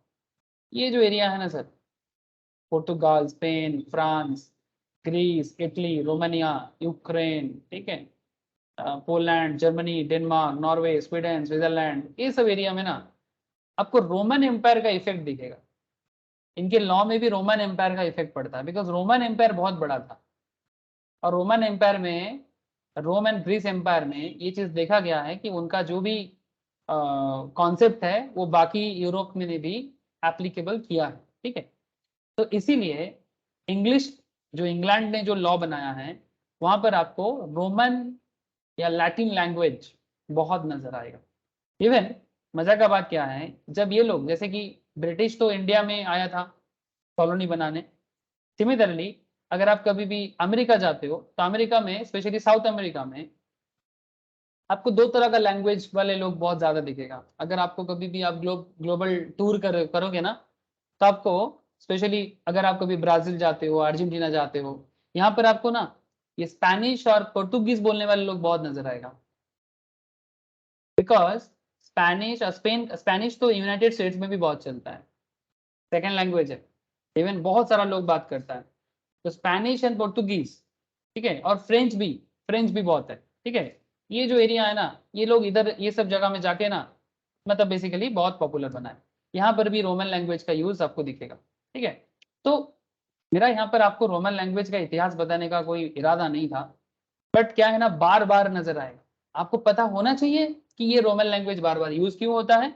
आप कॉन्स्टिट्यूशन के बारे में जानोगे तब भी आपको रोमन लैंग्वेज, आप कॉन्ट्रैक्ट एक्ट के बारे में जानोगे तब भी रोमन लैंग्वेज। सर क्योंकि यूरोपियन लॉ में ये बहुत कॉमन है, और इंडिया में क्योंकि ब्रिटिश का राज था, ब्रिटिश का कॉलोनी था, तो हमारे यहाँ पर भी ये ऑटोमेटिक, क्योंकि हम लोग ब्रिटिश से लेके अभी चल रहे हैं ना, तो ये एक ऑटोमेटिक हो गया है। अब कुछ कर नहीं सकते। लेकिन हाँ, रिसेंटली प्राइम मिनिस्टर ने एक बहुत अच्छा बात किया है, जानते हो आप लोग, रिसेंट एक सुप्रीम कोर्ट जजेस वगैरह के साथ, हाई कोर्ट सुप्रीम कोर्ट जजेस के साथ prime minister of India, president का एक मीटिंग हुआ है। मीटिंग में डिक्लेयर किया गया है, बोला गया है कि लॉ जो है ना sir, law, any kind of law, law को सिंप्लीफाई किया जाए और लॉ को आम नागरिक के भाषा में भी लिखा जाए। जैसे करेंटली लॉ बेसिकली इंग्लिश में ही है, तो सबका अंडरस्टैंड नहीं होता है। जो एजुकेटेड है वो समझ पाता है, बट हर कोई तो नहीं समझ पाएगा। जैसे आप लोग पढ़ाई कर रहे हो, आप लोगों को सिखाया जा रहा है, आप लोग सीख रहे हो कि भाई Kwid pro quo, something in return का मतलब है, बट एक आम आदमी को क्या पता क्विड प्रो क्वो क्या होता है ना। तो लॉ को साधारण लैंग्वेज में भी लिखने से लॉ के बारे में जानकारी बढ़ेगा, है ना। तो जानकारी बढ़ना अच्छा है। और एक चीज क्या है ना, लॉ ही बताता है, ignorance of law is not an excuse. मतलब आप कभी भी ये बात नहीं कह सकते कि मुझे लॉ नहीं पता तो इसलिए मेरे से गलती हो गया। किसी भी लॉ के बारे में आप ये बात नहीं कह सकते, चाहे वो सिविल लॉ हो, चाहे वो क्रिमिनल लॉ हो, चाहे वो बिजनेस लॉ हो। Ignorance of a law is not an excuse. हमें लॉ नहीं पता, ये कोई एक्सक्यूज नहीं है। तो सबको लॉ पता होना चाहिए। आप लोग जानो, लोगों को बताओ कि आज आपने बिजनेस लॉ में क्या पढ़ा। आप अपने घर पे बोलो, फिर घर वाले को बोलो, और किसी को बताने के लिए। नॉलेज स्प्रेड करने से बढ़ता है, बढ़ाते जाओ। मजाक नहीं कर रहा सर, नॉलेज एक ऐसा चीज है जितना बढ़ाओगे उतना बढ़ेगा, ऑलवेज मल्टीपल होता है। आगे बढ़ते हैं सर।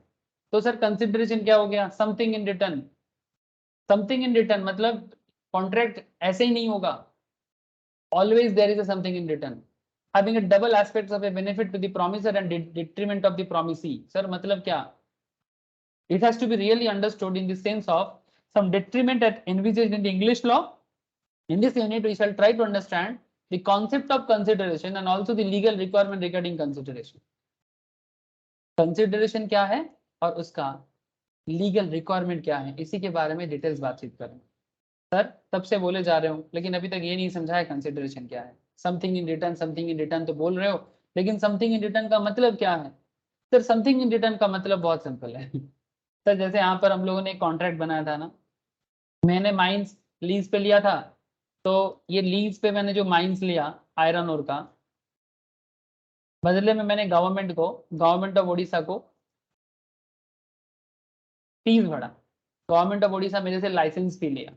क्या फी लिया सर, लाइसेंस फी। मैंने कितना दिया था, 10 करोड़ दिया था, एग्जाम्पल है।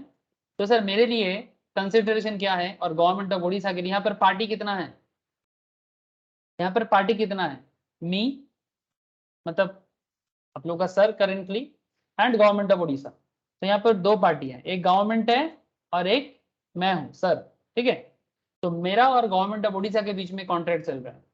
गवर्नमेंट ऑफ उड़ीसा इसको टेंडर बुलाया था, मैंने इसका टेंडर पे मैंने बिड भरा और गवर्नमेंट ऑफ उड़ीसा ने मेरे को 10 करोड़ में ये वाला आयरन और का फैक्ट मतलब माइंस मेरे को दिया। तो मेरे लिए कंसिडरेशन क्या है बोलो तो, मेरे लिए कंसिडरेशन है, tell me sir what is the consideration for me here, this iron ore mines. ये माइंस मेरा है, ये जो आयरन का माइन है ये मेरा है। सरकार का क्या है, 10 करोड़ जो सरकार को मिलेगा मेरे से।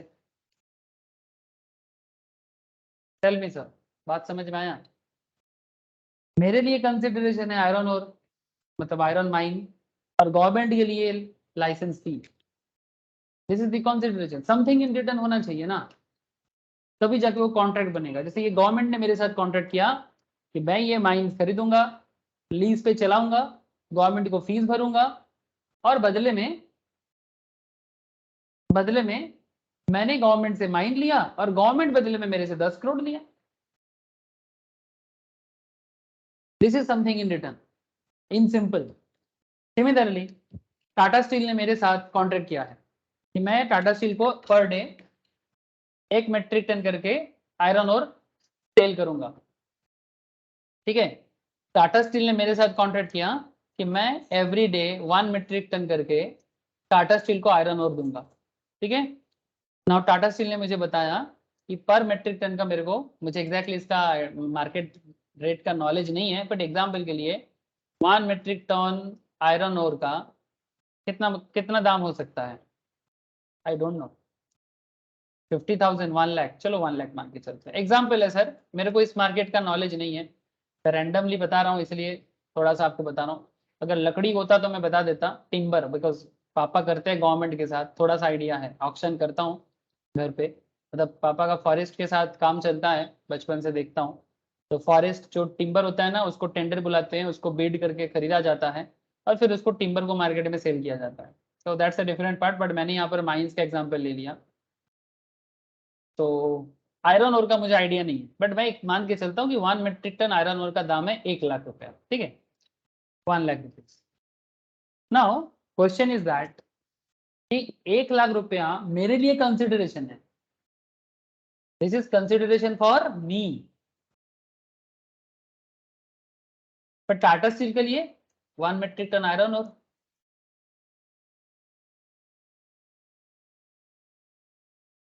This is the consideration for Tata steel. इसी को यूज करके Tata steel different steel product बनाएगा, सिंपल है ना। तो this is called something in return. हमेशा बदले में कुछ होना चाहिए। मुझे बदले में कुछ होने में एक बात याद आ गया, एक बहुत ही फेमस फेमस बोलना चाहिए कि इनफेमस बोलना चाहिए पता नहीं है, बट फिर से टाटा का बात चल रहा है तो आपको एक बार बता ही देना चाहिए। क्या हो गया, टाटा का सिंगूर वाला कहानी आप लोगों को पता है किसी को? जिसको पता है वो समझ जाएगा, जिसको नहीं पता है वो सुन लो। वेस्ट बंगाल में ये एक कंट्रोवर्सी है sir, it's a big controversy. इसको लेके बहुत पॉलिटिकल झमेला है, ठीक है, रहा है। 2010-11 के टाइम पे, 8, 9, 10, 11 ऐसा ही ड्यूरेशन का टाइम है। टाटा अपना एक ऑटोमोबाइल फैक्ट्री वेस्ट बंगाल में बनाने के लिए आया था।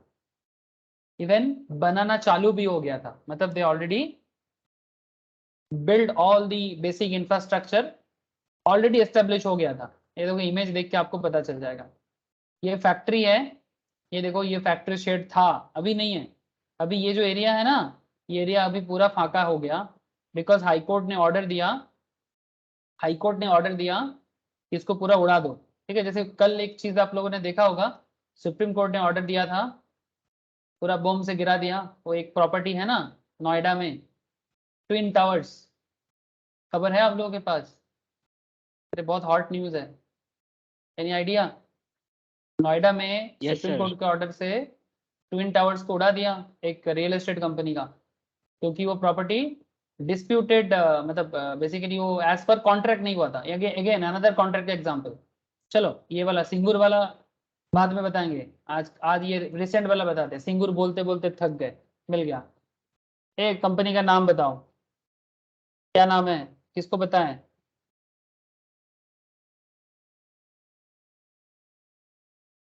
कंपनी का नाम?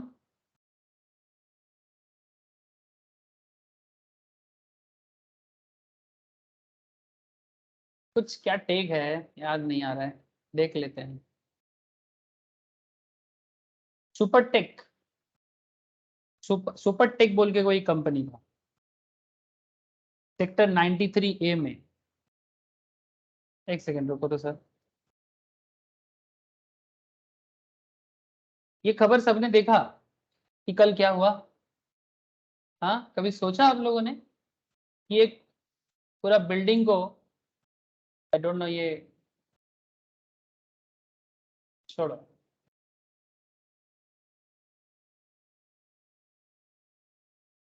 देखते हैं कि कुछ दिखाते कि नहीं दिखाते। 3700 kg का एक्सप्लोसिव यूज किया गया सर, 3700 kg का।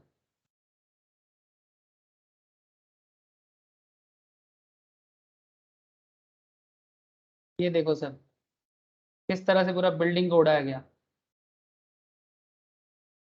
देख पा रहे हो सर? ये 2 बिल्डिंग था, 37। आप लोगों को दिखाई दे रहा है सर स्क्रीन पे? हेलो,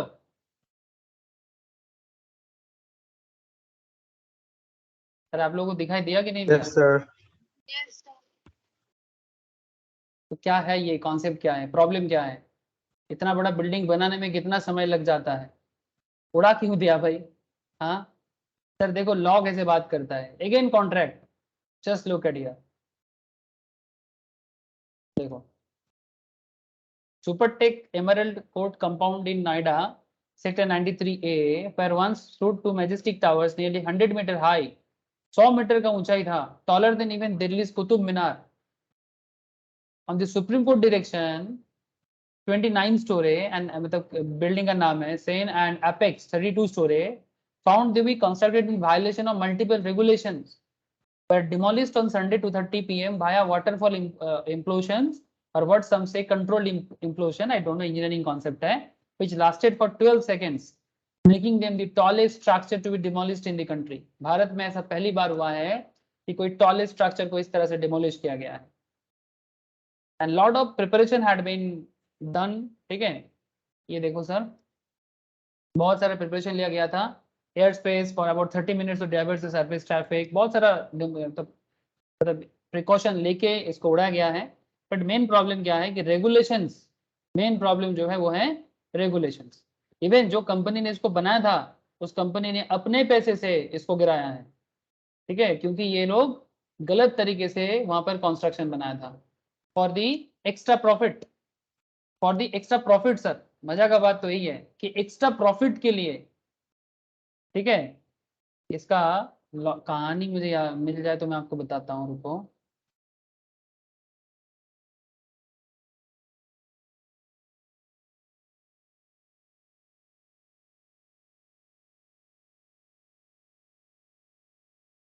ठीक है, इसका इसका इसका लीगल कॉन्सेप्ट जो है कि क्यों ऐसा किया गया, ठीक है, उसको एक बार आप लोग गो थ्रू करोगे ना, तो गो थ्रू करोगे तो आपको पता चलेगा कि कॉन्ट्रैक्ट क्या होता है, ठीक है। ट्विन टावर्स, जस्ट एग्जांपल के लिए मैं आपको दे रहा हूँ, ट्विन टावर डिमोलिशन रीजन, ठीक है। सुपरटेक ट्विन टावर्स इन नोएडा इलीगल। कितना सारा इलीगल, मतलब एज पर कॉन्ट्रैक्ट नहीं हुआ, कॉन्सेप्ट ही सही है, कॉन्सेप्ट ये कि एज पर कॉन्ट्रैक्ट नहीं हुआ। ये देखो, the project official said adding that interconnecting the Supertech illegal twin towers and placing a 100-meter long cable from the structures to the exploder are remaining। तो basically garden में building बना दिया था, ठीक है, 2000 में बना था, इसमें 2000 साल में बनाना चालू हुआ था। Project include the building of 3, 4 and 5 BHK flats था उसके अंदर, ठीक है। The project was located of expressway connect the twin cities Noida and Greater Noida, ठीक है। ये देखो, the project was supposed to have 14 9 story tower. Project में क्या था, 14 9 स्टोरी टावर बनना था, 14 9 स्टोरी टावर बनना था according to the plan submitted by New Okhla Industrial Development Authority in Noida, ठीक है, जिसका फ्लैट नाउ वैल्यूएशन था 1 करोड़ से 3 करोड़ का वैल्यूएशन बना के रखा गया था फ्लैट का। लेकिन बाद में प्लान चेंज कर दिया, कॉन्ट्रैक्ट जो हुआ था बाद में प्लान चेंज कर दिया था। Problem started after Supertech change the plans which by 2012 was a complex of 15 buildings instead of 14। Each building was now supposed to have 11 stories instead of 9। The changed plan also included 2 more towers that would rise to 40 floors above the ground। The latter two became the heart of the decade-long legal battle between the residents and Supertech। अब इसको लेके Supertech के साथ, Supertech real estate के साथ resident का basically challenge था। और क्या था, cemented building replaces green patch. क्या हुआ, Supertech had promised to have a green area in front of Tower 1 according to the document submitted in court। मतलब उन्होंने बोला था कि सामने ग्रीन एरिया होना चाहिए, like garden types. Until December this was in plan that was first modified in 2005। मतलब again देखो, कॉन्ट्रैक्ट नहीं हुआ प्रॉपर्ली, जो बोला था वो नहीं हुआ, सिर्फ एक्स्ट्रा प्रॉफिट के लिए। The green area letter became the ground on which दूसरा एक बिल्डिंग बन गया, एंड एपेक्स दो टावर बन गया, वो बिल्डिंग का नाम है ये सब। Third revision of building plan took place in March 2012। Emerald Court was now projected considering 15 tower, 11 story करके, and Seine and Apex had their height extended from 24 to 40 floor। 24 माला का बनना था, 40 तला का बन गया। मतलब जो कुछ भी प्रॉमिस किया गया था रेसिडेंट्स को, मतलब जो लोग वहां पर फ्लैट ले रहा था, ठीक उसका ऑपोजिट ऑपोजिट होता गया। और सुप्रीम कोर्ट ने लास्ट में फाइनल डिसीजन सुना दिया। After much back fourth and both ends, the Supreme Court of India 2021 ordered the demolition of Noida Twin Towers, citing the fact that the towers are constructed illegally। Following this, Supertech appealed the Supreme Court to review its order। This was followed by mini hearing with the Apex Court। The hearing also included the concern about the safety of Emerald Court's residents। बहुत कुछ हुआ है, last में जाके demolition हो ही गया। Sir law बहुत बड़ी चीज है। अगर देश में न्याय, मतलब न्याय व्यवस्था जिसको हम लोग बोलते हैं, न्याय व्यवस्था अगर सही होता है ना किसी भी कंट्री में, वो कंट्री डेवलप करेगा ही करेगा। मेरा कहने का मतलब ये है कि बस एक ऐसा मसला नहीं है सुपरटेक का, और भी बहुत सारा इश्यूज हैं, बट इश्यूज को टाइम पे सॉल्व किया जाए। लीगल मतलब जो गलत है, गलत को पहले ही पकड़ लिया जाए। इतना बड़ा बिल्डिंग बनने से पहले ही इसको बंद कर देना चाहिए था, ठीक जैसे टाटा सिंगूर के केस में फैक्ट्री बनने से पहले ही मैटर में आ जाना चाहिए था। फैक्ट्री बना, फिर ममता दीदी ने सीपीएम के अगेंस्ट में लड़ाई लड़ा, ठीक है, बहुत सारा केस हुआ है।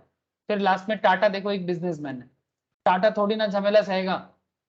टाटा ने देखा भाई इतना पॉलिटिकल ड्रामा में कौन बिजनेस बनाएगा, किसको कार बनाना है, चलो भाई हम भागते हैं।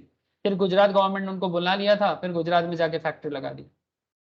ठीक है, तो कॉन्सेप्ट इज दैट कि जो, वही मैं आपको शुरू में बोला ना, offer plus acceptance equals to agreement, agreement enforceable by law equals to contract. Contract बहुत बड़ी चीज है, इसको लेके मजाक नहीं। और कंसिडरेशन समझो, अब मैं आपको जो कंसिडरेशन के बारे में जो मैं आपको बात कर रहा था, टाटा का सिंगूर फैक्ट्री में गवर्नमेंट ऑफ वेस्ट बंगाल के साथ जो कंसिडरेशन बना था, उस टाइम पे वेस्ट बंगाल गवर्नमेंट में लीड कर रहा था सीपीआईएम, कम्युनिस्ट पार्टी। लेकिन कम्युनिस्ट पार्टी इस पर्टिकुलर लैंड को लेके जो भी इनका डील था, कितना एकड़ का जमीन था, इसको लेके ना कोई प्रॉपर बात नहीं कर रहा था, जो पब्लिकली उनको डिक्लेयर करना चाहिए था। जो पब्लिकली डिक्लेयर करना चाहिए था उसको लेके ये लोग भी बड़ा चुप था कि भाई कितना पैसा लिया है। किसी ने बोला कि 1 टका का डील हुआ है, 1 रुपी का, क्योंकि मिनिमम कॉन्ट्रैक्ट वैल्यू होता है। ठीक है, इसका डिटेल्स केस स्टडीज है सर, लेकिन बाद में इनका मेन चक्कर हो गया। ये देखो, the state government of West Bengal created the controversy by citing the 1894 land acquisition act to contract eminent domain takeover 997 एकड़ of farm land on which Tata Motors was supposed to build its factory. ये खेती का जमीन था।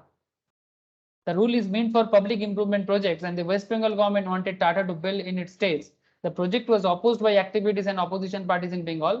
मतलब on that time opposition में थे TMC, मतलब ममता दीदी का पार्टी, और रूलिंग में थे CPI। तो इनके बीच में जो कॉन्ट्रैक्ट था, जो कंसिडरेशन का कॉन्सेप्ट बना था ना सर, मोस्ट प्रोबेबली 1 रुपी में बना था। मतलब टाटा बदले में कोई अमाउंट पे नहीं कर रहा था गवर्नमेंट को। लेकिन गवर्नमेंट को क्या चाहिए था, गवर्नमेंट को चाहिए था कि जॉब क्रिएशन। सीपीएम गवर्नमेंट में लास्ट में ही प्रॉब्लम हुआ था वेस्ट बंगाल में, they are fail to create job. तो सीपीएम गवर्नमेंट ने यही सोच रहा था, West Bengal government, then on that time West Bengal government, कि किसी भी तरह से कोई फैक्ट्री इधर आ जाए। वेस्ट बंगाल का इशू बना है सर कि ये एंटी बिजनेस इशू बन गया है वेस्ट बंगाल में। इतना ज्यादा पॉलिटिकल ड्रामा है कि कोई बिजनेसमैन आना ही नहीं चाहता। ठीक है, अब आप डिटेल्स पढ़ सकते हो। ठीक है, लैंड एक्विजिशन कंट्रोवर्सी, ठीक है, कि 1 रुपी में हुआ था समथिंग इन मतलब जो कंसिडरेशन है गवर्नमेंट ने कितना लिया। ठीक है, लेकिन हाँ, जो लैंड ओनर्स था उनका पेमेंट किया गया था, लेकिन बाद में उनका पेमेंट भी रीपे किया गया। ये बहुत बड़ा कहानी है, मैं इस चक्कर में नहीं पढ़ना चाहता अभी। लेकिन मैं आपको बस कॉन्ट्रैक्ट का क्या प्रॉब्लम क्रिएट हो सकता है उसी के बारे में आपको बात कर रहा हूँ। मेन इशू जो था कि स्टेट गवर्नमेंट, मतलब देन स्टेट गवर्नमेंट जो था ऑन दैट टाइम, सीपीआईएम का, कम्युनिस्ट पार्टी का, कम्युनिस्ट गवर्नमेंट का एक प्रॉब्लम क्या था कि पहला तो उन्होंने ऐसा जगह में लैंड दिया जो फार्म लैंड था। ठीक है, 600 एकड़ 400 एकड़ को लेके कुछ प्रॉब्लम था, तो फार्म लैंड में इंडस्ट्री नहीं हो सकता। ठीक है, तो इस तरह का कुछ लीगल मैटर था। अब इसी लीगल मैटर में चक्कर में फंस गया था।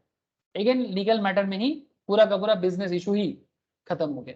वेस्ट बंगाल का जो जॉब क्रिएशन था, इंडस्ट्रियलाइजेशन था, यूथ का जो डिमांड था, सब कुछ खत्म। उसके बाद से वो टाटा नैनो का जो फैक्ट्री बनने वाला था वो चला गया। उसके बाद से कोई भी बड़ा इंडस्ट्री वेस्ट बंगाल में आने का नाम ही नहीं लेता। क्यों?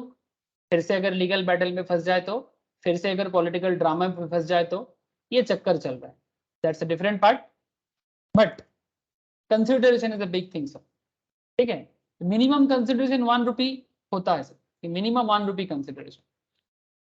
सो यहाँ पर बहुत सारा केस लॉ है, जैसे मैं आपको अलग अलग केस लॉ ऐसे ही बता रहा हूँ।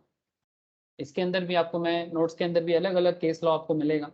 The consideration is the price agreed to be paid by the promisee for the obligation of the promisor.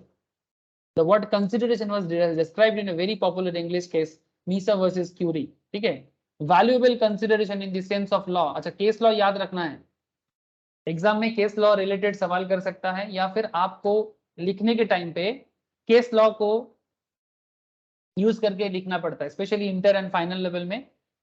MCQ case में ऐसा जरूरी नहीं है, बट जब सब्जेक्टिव क्वेश्चन आता है ऑन दैट केस आपको केस लॉ का यूज करना पड़ेगा। वैल्यूएबल कंसिडरेशन क्या है sir? Valuable consideration in the sense of law में consist either in some right, interest, profit, benefit accruing to one party. किसी को कुछ राइट मिलेगा, जैसे टाटा को सिंगूर का जमीन का राइट मिला था। ठीक है, कुछ इंटरेस्ट है उसका, क्या इंटरेस्ट था? बिजनेस करना है, बिजनेस करके प्रॉफिट कमाना है। बेनिफिट लेना है, ठीक है। बेनिफिट किसको मिलेगा सर? टाटा को बेनिफिट जरूर था, उसका बिजनेस डेवलप होगा। एक पार्टी का ये बेनिफिट है, दूसरा पार्टी क्या करेगा? दूसरा पार्टी फॉरबियरेंस कर सकता है, डेट्रीमेंट हो सकता है, लॉस और रिस्पॉन्सिबिलिटी गिवन, कुछ भी हो सकता है। मतलब दोनों पार्टी के बीच में जब कोई कॉन्ट्रैक्ट होता है तो समथिंग इन रिटर्न में, जैसे मैं टाटा के साथ वेस्ट बंगाल गवर्नमेंट का जो आपके साथ कहानी डिस्कस किया, ठीक है, टाटा नैनो का फैक्ट्री बनेगा, तो टाटा नैनो का फैक्ट्री के लिए वेस्ट बंगाल गवर्नमेंट ने क्या सेक्रीफाइस कर रहा था? क्या सेक्रीफाइस कर रहा था? पश्चिम बंगाल का कुछ फार्म लैंड, ठीक है, पश्चिम बंगाल का कुछ फार्म लैंड सेक्रीफाइस कर रहा था, ठीक है। लेकिन वो अलग बात कि उसका भी एक अलग लॉ था कि आप फार्म लैंड में नहीं बना सकते, उस चक्कर में फंसा है। That's a different part, but concept is that जब जब किसी दो पार्टी के बीच में कॉन्ट्रैक्ट होता है ना सर, तो किसी को कुछ ना कुछ बेनिफिट मिलता है। जैसे मैंने आपको स्टार्टिंग में ये वाला बताया था कि मैंने माइंस लिया था उड़ीसा गवर्नमेंट से टाटा स्टील के साथ कॉन्ट्रैक्ट करने के लिए, तो मेरे लिए कंसिडरेशन था, लेकिन गवर्नमेंट के लिए ये लैंड को सेक्रीफाइस करना था या फिर कुछ रेस्पॉन्सिबिलिटी देना था कि भाई आप रेस्पॉन्सिबिलिटी लो, बदले में आप काम करो, ठीक है। तो यही बात कर रहे हैं यहाँ पर कि एक पार्टी का कुछ जाता है, दूसरा पार्टी का कुछ आता है। या तो जिसका आता है क्या क्या आ सकता है? राइट आता है, इंटरेस्ट आता है, प्रॉफिट आता है, बेनिफिट आता है एक पार्टी को, जिसको प्रोमिसर कहते हैं। Forbearance, detriment, loss, responsibility given, suffered or undertaken by the other, इसको प्रोमिसी कहते हैं, ठीक है। तो प्रोमिसर और प्रोमिसी के बीच में ये फर्क होता है, एक प्रोमिसर हो गया, दूसरा प्रोमिसी हो गया, ठीक है। जैसे टाटा प्रोमिसर था और बंगाल गवर्नमेंट प्रोमिसी थे, ठीक है। इस तरह से आपको समझना है सर। देखो section 2 subsection D defines consideration as follows. Section 2 subsection D consideration को कैसे बताता है? सेक्शन याद रखना पड़ेगा sir. When at the desire of the promiser, the promisee or any other person has done or abstain from doing or does or abstain from doing or promises to do or abstain from doing something. Sir क्या क्या क्या बोल रहा है? एक ही बात बार बार क्या घुमा के बोल रहे हो सर? ध्यान से सुनो बात को। When at the desire of the promiser, promiser मतलब जो प्रॉमिस करना चाहता है, the promisee or any other person has done, मतलब promiser कुछ बोल रहा है, promiser उस बात को मान रहा है, has done और abstain from doing, या फिर उस बात को नहीं मान रहा, या तो मानेगा या तो नहीं मानेगा, और does और abstain from doing और promises to do और abstain from doing something, such an act, जो एक्टिंग ये जो करेगा ना, such an act और abstinence, abstinence मतलब कुछ ना करने से अपने आप को रोकना, मतलब कुछ ना करना भी ये है sir, abstinence। Such an act or abstinence or promise is called consideration for the promise. Example. Wait sir, wait, समझ में आ जाएगा, ध्यान से देखो। लीगल लैंग्वेज है, कभी कभी तंग करेगा, इतना देर से कहानी बोल रहा था, इतना प्रेशर नहीं आएगा। अब जैसे जैसे लीगल लैंग्वेज यूज करूंगा ना, थोड़ा सा प्रॉब्लम आएगा, ठीक है। लेकिन धीरे धीरे जो लोग पहली पहली बार कर रहे हो उनको थोड़ा सा दिक्कत होगा, बट धीरे धीरे आदत हो जाएगा सर। लॉ है, लीगल लैंग्वेज थोड़ा तंग करेगा, बट एग्जाम्पल्स, प्रैक्टिकल सेंस आपको बहुत हेल्प करेगा। अगर आप लीगल लैंग्वेज को मगअप कभी नहीं कर पाओगे, लीगल लैंग्वेज को मगअप करोगे, आज करोगे 2 मिनट बाद भूलोगे। इसीलिए लीगल लैंग्वेज को अगर समझना है, प्रैक्टिकल सेंस को इंप्रूव करो और अपना इंग्लिश को थोड़ा सा इंप्रूव करो। इंग्लिश इंप्रूव करने से और प्रैक्टिकल सेंस इंप्रूव करने से लॉ याद रखना काफी आसान होगा, एग्जाम में लिखना भी बहुत आसान होगा, ठीक है। और as a CA students, as a chartered student, as a cost accountant student, आपको लॉ में अच्छा करना है सर, बिकॉज बिजनेस लॉ आप लोगों के लिए बहुत काम करता है सर। सर एग्जाम्पल बताओ डेफिनेशन ऑफ कंसिडरेशन का, जिसमें 2 एक्ट है। एक मैं आपको क्या बोला, जब प्रोमिसर के कहने पे प्रोमिसी कुछ काम करने के लिए हाँ बोलता है, प्रोमिसी और any other person has done और एब्स्टेंड फ्रॉम डूइंग, मतलब कुछ ना करने से अपने आप को रोकता है ना करना, or does or abstained from doing or promises to do or abstained from doing something, such an act or abstinence or promise is called consideration for the promise. Ajay guarantee Bhuvan, Ajay Bhuvan को गारंटी दे रहा है for payment of price of the goods which Bhuvan wanted to sell on 1 month credit to Chaitanya. Sir ध्यान से बात को सुनिएगा, Ajay guarantee दे रहा है, मैं आपको बहुत सारा बिजनेस प्लान समझा रहा तब से, ये सिंपल सिंपल बिजनेस एग्जांपल आएगा, इसीलिए बार बार बोलता रहता हूं कि improve your business skills, okay. Ajay guarantee दे रहा है भुवन को for payment of price of the goods which Bhuvan wanted to sell on 1 month credit to Chaitanya. Here selling of goods on credit by Bhuvan to Chaitanya is consideration for A's promise. Is consideration to for A's promise. Sir हो क्या रहा है? Consideration is an act of doing something, कुछ करना एक consideration होता है। जैसे यहाँ पर अजय क्या ले रहा है? गारंटी ले रहा है। अजय गारंटी भुवन, अजय भुवन को गारंटी दे रहा है for payment of price of the goods, goods का प्राइस मैं दे दूंगा। Which Bhuvan wanted to sell 1 month credit to Chetan, जो भुवन सेल करेगा किसको? Which Bhuvan wanted to sell on 1 month credit to Chaitanya, Chaitanya को 1 महीने के क्रेडिट में देगा। यहाँ पर selling of goods on credit by भुवन, भुवन जो 1 मंथ का क्रेडिट पे मतलब धार पे चैतन्य को बेचने का वादा कर रहा है। Here selling of goods on credit by Bhuvan to Chaitanya is consideration for A's promise. A's मतलब अजय's promise। मतलब अजय यहाँ पर क्या प्रॉमिस कर रहे हैं बोलो तो? जो भुवन यहाँ पर चैतन्य को जो क्रेडिट पे सामान बेच रहा है ना सर, क्रेडिट पे जो सामान बेच रहा है ना, उसका पेमेंट का गारंटी अजय ले रहा है। Ajay guarantee Bhuvan for payment of price of the goods which Bhuvan wanted to sell 1 month credit to Chaitanya. मतलब यहाँ पर कहानी बहुत सिंपल है, थोड़ा क्रिटिकल लग रहा है लेकिन बहुत सिंपल है। भुवन चैतन्य को कुछ सेल करेगा, ठीक है? क्या सेल करेगा? Sell on 1 month credit to Chaitanya. Bhuvan wanted to sell 1 month credit to Chaitanya, कुछ क्रेडिट दे रहे हैं 1 मंथ के लिए, ठीक है? कोई भी गुड्स, एनी गुड्स। तो फिर कौन किसको क्रेडिट दे रहा है? भुवन दे रहा है क्रेडिट चैतन्य को, तो भुवन गिव्स क्रेडिट, भुवन क्रेडिट दे रहा है मतलब लोन दे रहा है। यहाँ पर क्रेडिट देने का मतलब क्या है? क्रेडिट का मतलब होता है लोन देना, तो भुवन क्रेडिट दे रहा है चैतन्य को। लेकिन ये जो क्रेडिट का चैतन्य को पेमेंट वापस करना चाहिए भुवन को, लेकिन ये पेमेंट का वादा कौन कर रहा है बोलो तो? अजय गारंटी दे रहा है भुवन को for payment of price of the goods which Bhuvan wanted to sell on 1 month credit to Chaitanya. मतलब सिंपल बात है, आप दुकान में जाते हो, क्रेडिट में बहुत सारा चीज खरीद लेते हो, और फिर आपका पापा वादा करता है दुकानदार को कि भाई मेरा बेटा जो कुछ भी लेगा उसका पेमेंट मैं करूंगा। सर ऐसा होता है ना? आप कोई शॉप में जाते हो और जो मर्जी खाते हो। मेरे साथ ऐसा एक बार बचपन में हुआ था, मैं हॉस्टल में था, हॉस्टल के पास एक शॉप था जहाँ पर टिफिन वगैरह नाश्ता वगैरह मिलता था। बहुत छोटा था मैं, almost 11 years old I think. बहुत बचपन में मुझे हॉस्टल में भेज दिया था। तो कॉन्सेप्ट इज दैट, तो वो स्कूल के बगल में जो हॉस्टल था वहाँ पर मैं सुबह सुबह या शाम को टिफिन करता था। तो बच्चा था तो क्या टिफिन में मिलेगा सर? वही मिल्क ब्रेड ये सब मिलता था। मैं कभी कभी बोलता था चाय दो, तो दुकानदार मेरे को चाय नहीं देता था, तो मेरे को ब्रेड देता था, दूध देता था और रसगुल्ला देता था, ठीक है?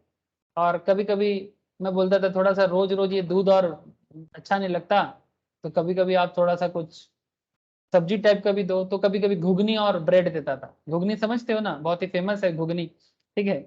ये मटर से बनता है जो सब्जी, मटर आलू का घुगनी, घुगनी ब्रेड और ये देता था। तो मेरे को ये दुकानदार को पापा बोल के गया था कि ये जो भी खाएगा इसको दे देना। अब कितना खाएगा एक इंसान, लेकिन सर जो भी मैं खाता था पूरा महीने का वो लिख लेता था और फिर महीने में आके पापा उसका पेमेंट कर देता था। तो दुकानदार मुझे जो भी क्रेडिट में खाना खिलाता था वो सारा पेमेंट पापा 1 मंथ बाद आके जब भी मेरे साथ मिलने आता था, पापा या घर से कोई भी अंकल, ठीक है, वो आके वो पेमेंट क्लियर करता था। तो ये गारंटी दे रहा है ना, क्या गारंटी दे रहा है? एक्ट ऑफ डूइंग समथिंग, कि भाई मेरा बेटा जो भी खाना खाएगा तुम्हारे दुकान में, गारंटी मैं दे रहा हूं कि हर महीने में आके इसका पेमेंट मैं करूंगा। ये एक क्या है सर? ये कंसिडरेशन का प्रॉमिस है। ये प्रॉमिस है, एक प्रॉमिसर और प्रॉमिसी के बीच में एक कंसिडरेशन का कॉन्सेप्ट है। इसको जो चाहिए तुम खिला देना, बदले में पेमेंट मैं करूंगा। भुवन को भी वही बताया जा रहा है अजय की तरफ से कि भाई चैतन्य को जो देना है दे देना, 1 मंथ क्रेडिट में पेमेंट मैं करूंगा। एक college promise students, college student को प्रॉमिस कर रहा है, who will score about 95% for the job in MNC, who will score above 95% for the job in MNC, consideration need not be monetary। अगर कोई 95% से ज्यादा लाता है तो उसको MNC में जॉब मिलेगा, मल्टीनेशनल कंपनीज में। सर ऑलवेज एक बात याद रखना, कंसिडरेशन मॉनेटरी हो ऐसा भी जरूरी नहीं है। Here the promise for recruitment of candidate, ये जो कैंडिडेट का रिक्रूटमेंट का कॉन्सेप्ट है will be considered as consideration for the act of student scoring above 95%. अगर आप 95% लाते हो तो बदले में आपको प्लेसमेंट मिलेगा। तो यहाँ पर प्लेसमेंट आपका कंसिडरेशन है, 95% कॉलेज का कंसिडरेशन है। ठीक है, सिंपल बात है ना। तो ये सब एक्ट ऑफ डूइंग समथिंग हो गया। अब एब्स्टेन फ्रॉम डूइंग समथिंग, मैं आपको बोला था ना, कुछ करना भी जैसे एक प्रॉमिस है, कंसिडरेशन है, कुछ ना करने का भी कंसिडरेशन हो सकता है। सर लॉ है, थोड़ा सोचा करो, बिजनेस है, ठीक है, कॉम्प्लेक्स हो सकता है। अभिषेक promises Bharti not to file a suit against him if she would pay him 1 lakh. तुम अगर मुझे 1 लाख दे दोगे तो मैं तुम्हारे अगेंस्ट में कोर्ट में केस नहीं करूंगा। जैसे आजकल ये सब कॉमन हो गया ना, ये जो ऑफिसर लोग, हमारे देश में करप्शन कैसे होता है, करप्शन कैसे होता है, बिजनेसमैन से, पॉलिटिशियन से पैसा खाता है, पैसा खा के बोलता है कि ठीक है आपके बारे में कुछ खराब नहीं बोलूंगा, आपका रिपोर्ट सही रखूंगा। फाइनेंशियल बिजनेस में घोटाला कैसे होता है, चार्टर्ड अकाउंटेंट, कंपनी सेक्रेटरी लोग घोटाला कर देता है, पैसा खा के कर देता है ना। कुछ खराब लोग हैं, सभी कोई थोड़ी ना है, बट एक दो खराब के लिए पूरा कम्युनिटी का नाम खराब होता है कि सीए ने घोटाला किया, सीएस ने घोटाला किया, सीएमए ने घोटाला किया। ठीक है, तो लेकिन सर घोटाला अलग बात है, बट ये कॉन्ट्रैक्ट होता है, ये कॉन्ट्रैक्ट होता है।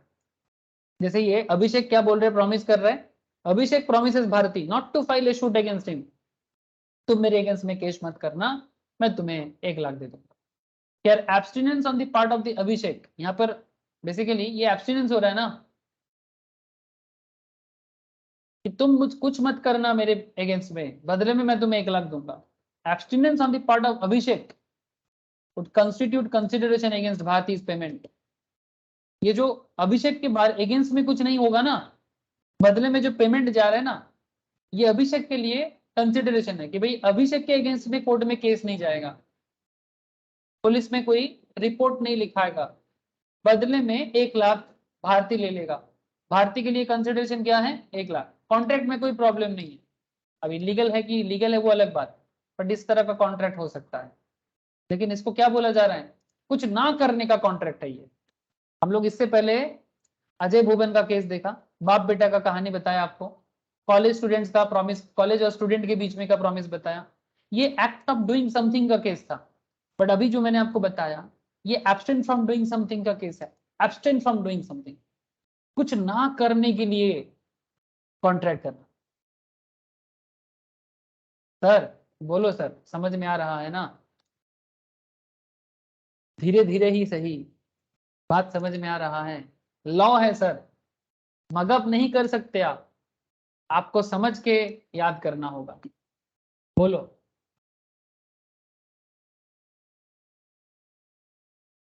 अरे सब कोई कनेक्टेड हो, समझ में आ रहा है, अरे बोलो सर। नयनी, श्रद्धा, बोलो सर। सनोन, तथा, ज्योति, रोशनी, सबको पूछ रहा हूँ, बोलो। अभिषेक, साहिल, बोलो sir. Deepayan बोझे जाচ্ছে।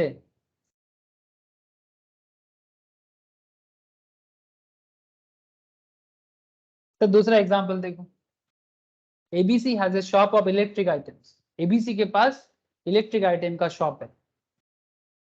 XYZ wishes to open another electric shop, मतलब एबीसी का शॉप था, उसके दुकान के सामने, एबीसी के शॉप के सामने XYZ बता रहा है कि मैं भी दुकान खोलूंगा। अरे भाई एक इलेक्ट्रिक शॉप था, तुम उसके सामने क्यों दुकान खोल रहे हो? खोल सकते हो, कोई मना थोड़ी ना है, ये हमारा संवैधानिक अधिकार है sir, this is our constitutional right. Bharat के अंदर कहीं भी जा सकते हैं, कहीं भी बिजनेस कर सकते हैं, कोई भी पेशा अपना सकता है। हाँ अगर वो लीगली वैलिड हो तो, मतलब ऐसा पेशा नहीं कर सकते ना, पेशा मतलब बिजनेस या प्रोफेशन, बट आप कहीं भी जा सकते हो, कहीं भी रह सकते हो, और कहीं भी कुछ भी बिजनेस कर सकते हो, जो भी एज पर रूल हो। हाँ कुछ कुछ स्टेट्स है जहां पर आप जाके घर नहीं बना सकते या बिजनेस नहीं कर सकते, कुछ स्टेट का है, जैसे सिक्किम में कुछ प्रॉब्लम है, गोवा में कुछ इश्यूज है, दैट्स अ डिफरेंट पार्ट, उसमें मैं नहीं बोलूंगा अभी, स्पेशल केसेस है कुछ, बट नॉर्मली पूरा भारत में कहीं भी जा सकते हो, this is your constitutional right. Similarly कोई अगर किसी के दुकान के सामने दुकान खोले, जैसे एबीसी के शॉप के सामने अगर XYZ दुकान ओपन करता है, इसमें कोई प्रॉब्लम नहीं है, देयर इज नो प्रॉब्लम। मेरे दुकान के सामने आप दुकान खोलो ना, कोई मना नहीं करेगा आपको, बट यहाँ पर एबीसी मना कर रहा है। ABC offers ₹2 lakh to XYZ for shifting the same away from 1 kilometre of ABC shop. ABC बोल रहा है XYZ को कि 2 लाख लो और 1 किलोमीटर दूर जाके दुकान खोलो। क्या ऐसा एबीसी बोल सकता है? बिल्कुल बोल सकता है, बोलने में कोई प्रॉब्लम नहीं है। ठीक है, लेकिन यहाँ पर बात ये है कि XYZ बदले में 2 लाख ले रहा है ना, तो आप यहाँ पर क्या कर रहे हो? एब्सटेंट फ्रॉम डूइंग समथिंग। मेरे दुकान के सामने दुकान मत खोलना, बदले में 2 लाख लेना। तो XYZ के लिए कंसिडरेशन क्या है? XYZ का कंसिडरेशन है 2 लाख और एबीसी का कंसिडरेशन है उसके दुकान के सामने दुकान ओपन नहीं होगा। ठीक है, ताकि उसका कस्टमर ना टूट जाए, है ना, ताकि उसका कस्टमर ना टूट जाए। ठीक है, तुम भी करो हम भी करते हैं, मेरा कस्टमर मत तोड़ो, 2 लाख लो और घर जाओ। लेकिन सर ये क्या हो गया? किसी को कुछ करने से रोकना हो गया ना। वैलिड हो सकता है, नो प्रॉब्लम, लेकिन एक बात याद रखना, एबीसी कभी भी XYZ को बिजनेस ओपन करने से, उसके दुकान के सामने दुकान लगाने से मतलब मना नहीं कर सकता। से फॉर एग्जांपल एक शॉप यहाँ पर है एबीसी का, अब एबीसी के शॉप के सामने अगर XYZ शॉप ओपन करता है, ठीक है, एबीसी अगर शॉप ओपन करता है XYZ के दुकान, एबीसी की दुकान के सामने XYZ, इसको मना नहीं कर सकता, ये राइट एबीसी के पास नहीं आएगा। लेकिन अगर एबीसी XYZ को पेमेंट देता है और XYZ उसको एक्सेप्ट करता है, तब उसको जाना पड़ेगा, तब उसको जाना पड़ेगा, क्योंकि तुम बदले में 2 लाख ले तो रहे हो ना, तब आपको जाना पड़ेगा। मतलब कंडीशन वही है, it's a deal. But normal way में फोर्सफुली या पावर दिखा के, बाहुबलीगिरी करके, ठीक है, गुंडागिरी करके नहीं हो सकता। ये भी लॉ बताता है, coercion, under influence, basic contract पढ़ना, ये सब चीज का जवाब दिया गया है सर। ठीक है, कोर्शन क्या होता है, अंडर इन्फ्लुएंस क्या होता है, मिसरिप्रेजेंटेशन क्या होता है, धोखा क्या होता है। ठीक है, अच्छा, कुछ बात याद रखिएगा sir, consideration must be eight the desire of the promisor. Consideration किसके हिसाब से चलता है? प्रोमिसर के हिसाब से, प्रोमिसी के हिसाब से नहीं। कंसिडरेशन में मूव फ्रॉम द प्रोमिसी और एनी अदर पर्सन। कंसिडरेशन कहां से मूव करेगा? प्रोमिसी से भी मूव कर सकता है, किसी और से भी मूव कर सकता है। जैसे चैतन्य और इसके बीच में चल रहा था ना, लेकिन अजय बीच में आ गया। कंसिडरेशन में मूव मतलब मेरे और पापा के, दुकानदार के बीच में था, बट पापा आ गया ना, दुकानदार मेरे को खाना देता था, तो प्रोमिसी मैं था, प्रोमिसर दुकानदार था। लेकिन कंसिडरेशन कहां से मूव कर रहा है? मेरे पापा से, पापा आके दुकानदार को पेमेंट कंप्लीट करता है। कंसिडरेशन में मूव फ्रॉम प्रोमिसी और एनी अदर पर्सन, पर consideration must be eight the desire of the promisor.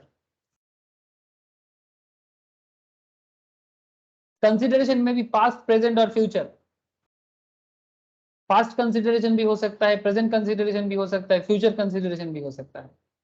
Thus from above it can be concluded that consideration equals to promise or performance that parties exchange with each other. Consideration क्या है? Consideration मतलब promise है या performance है जो parties अपने बीच में exchange करता है, कभी पैसे के बदले, कभी नॉन मॉनेटरी कॉन्सेप्ट के बदले। हमेशा पैसा आएगा ऐसा जरूरी नहीं है। कंसिडरेशन मतलब मनी नहीं होता, कंसिडरेशन नॉन मॉनेटरी भी हो सकता है। तो form of consideration, some benefit, right और profit to one party, some detriment, loss और फॉरवियरेंस टू द अदर। एक को कुछ मिलेगा, दूसरे का कुछ जाएगा, एक को कुछ मिलेगा, दूसरे का कुछ जाएगा, दोनों पार्टी की तरफ से कुछ ना कुछ होगा। जैसे देखो, एबीसी के शॉप के सामने अगर XYZ दुकान ओपन करता, तो XYZ का बेनिफिट ये था कि कस्टमर जो एबीसी के पास आता, वो कस्टमर XYZ में शिफ्ट हो सकता है। लेकिन अगर एबीसी XYZ को 2 लाख दे रहा है, तो एबीसी का क्या जा रहा है? एबीसी का 2 लाख जा रहा है। XYZ को क्या मिल रहा है? 2 लाख मिल रहा है। इसका 2 लाख लॉस है, इसका 2 लाख गेन है। किसी का कुछ आएगा, किसी का कुछ जाएगा। एबीसी को क्या आया? एबीसी को मिला क्या? एबीसी का गेन क्या है बोलो तो? एबीसी का गेन ये है कि XYZ का शॉप एबीसी के शॉप के सामने नहीं आया, ये उसका गेन है। और XYZ का गेन क्या है? 2 लाख। लॉस क्या है? एबीसी के पास जो कस्टमर आता था, वो जो रेडीमेड कस्टमर एबीसी का था, वो कस्टमर को वो इजीली तोड़ सकता था थोड़ा सा सस्ता करके, वो कस्टमर तोड़ना नहीं हो पाएगा। क्या पता 1 किलोमीटर दूर पे कस्टमर मिलेगा कि नहीं मिलेगा, लेकिन एबीसी का कस्टमर कम से कम वो तोड़ सकता था, है ना। You can break the customers, customer का जो फ्लो था एबीसी का वो तोड़ सकता था, वो नहीं मिलेगा, ये लॉस हो गया इसका। तो फॉर्म ऑफ कंसिडरेशन में क्या हुआ, सम बेनिफिट राइट और profit to one party, some detriment loss or forbearance to the other. किसी को कुछ तो मिलेगा, किसी को कुछ तो मिलेगा, किसी का कुछ तो जाएगा। दोनों पार्टी को कुछ आ सकता है, दोनों पार्टी का कुछ जा सकता है, दोनों पार्टी को कुछ आ सकता है, दोनों पार्टी को कुछ जा सकता है। हाँ सर, क्लियर? अरे बोलो सर, पानी की तरह क्लियर हो रहा है कि नहीं हो रहा है? कुछ लीगल रूल्स हैं कंसिडरेशन का और कुछ फेमस केस लॉ भी है। As a CA CS CMA students you must know these rules and case laws. क्या लीगल रूल्स हैं कंसिडरेशन के बारे में? अभी मैंने आपको बोला कि consideration must move at the desire of the promisor. मतलब consideration must be offered by the promisee or the third party at the desire or request of the promisor. This implies written element of consideration. Contract of marriage in consideration of promise of settlement is enforceable. An act done at the desire of the third party is not a consideration. तो समझाता हूं, एक case है, case को समझो। तो famous case Durga Prasad versus Baldev का case है। दुर्गा प्रसाद वर्सेस बलदेव, डिफेंडेंट है और प्लेंटिफ है। डिफेंडेंट मतलब जो केस में लड़ रहे हैं, और जो प्लेंटिफ है मतलब जो केस को लेके गया है। ठीक है, जो केस को कोर्ट में लेके जाते हैं उसको प्लेंटिफ कहते हैं, और जो केस को लड़ते हैं, जिसके अगेंस्ट में केस किया गया, वो डिफेंडेंट है। डिफेंडेंट प्रॉमिस टू पे अ certain commission on articles which would be sold through their agency in a market. Market was constructed by P. Market को किसने बनाया था? पी ने बनाया था, मतलब प्लेंटिफ ने बनाया था। At the desire of the C, C कौन है? कलेक्टर।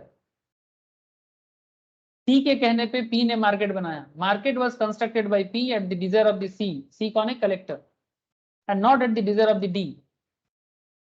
डी के कहने पे नहीं गया था। D was not bound to pay as it was without consideration and hence void. मतलब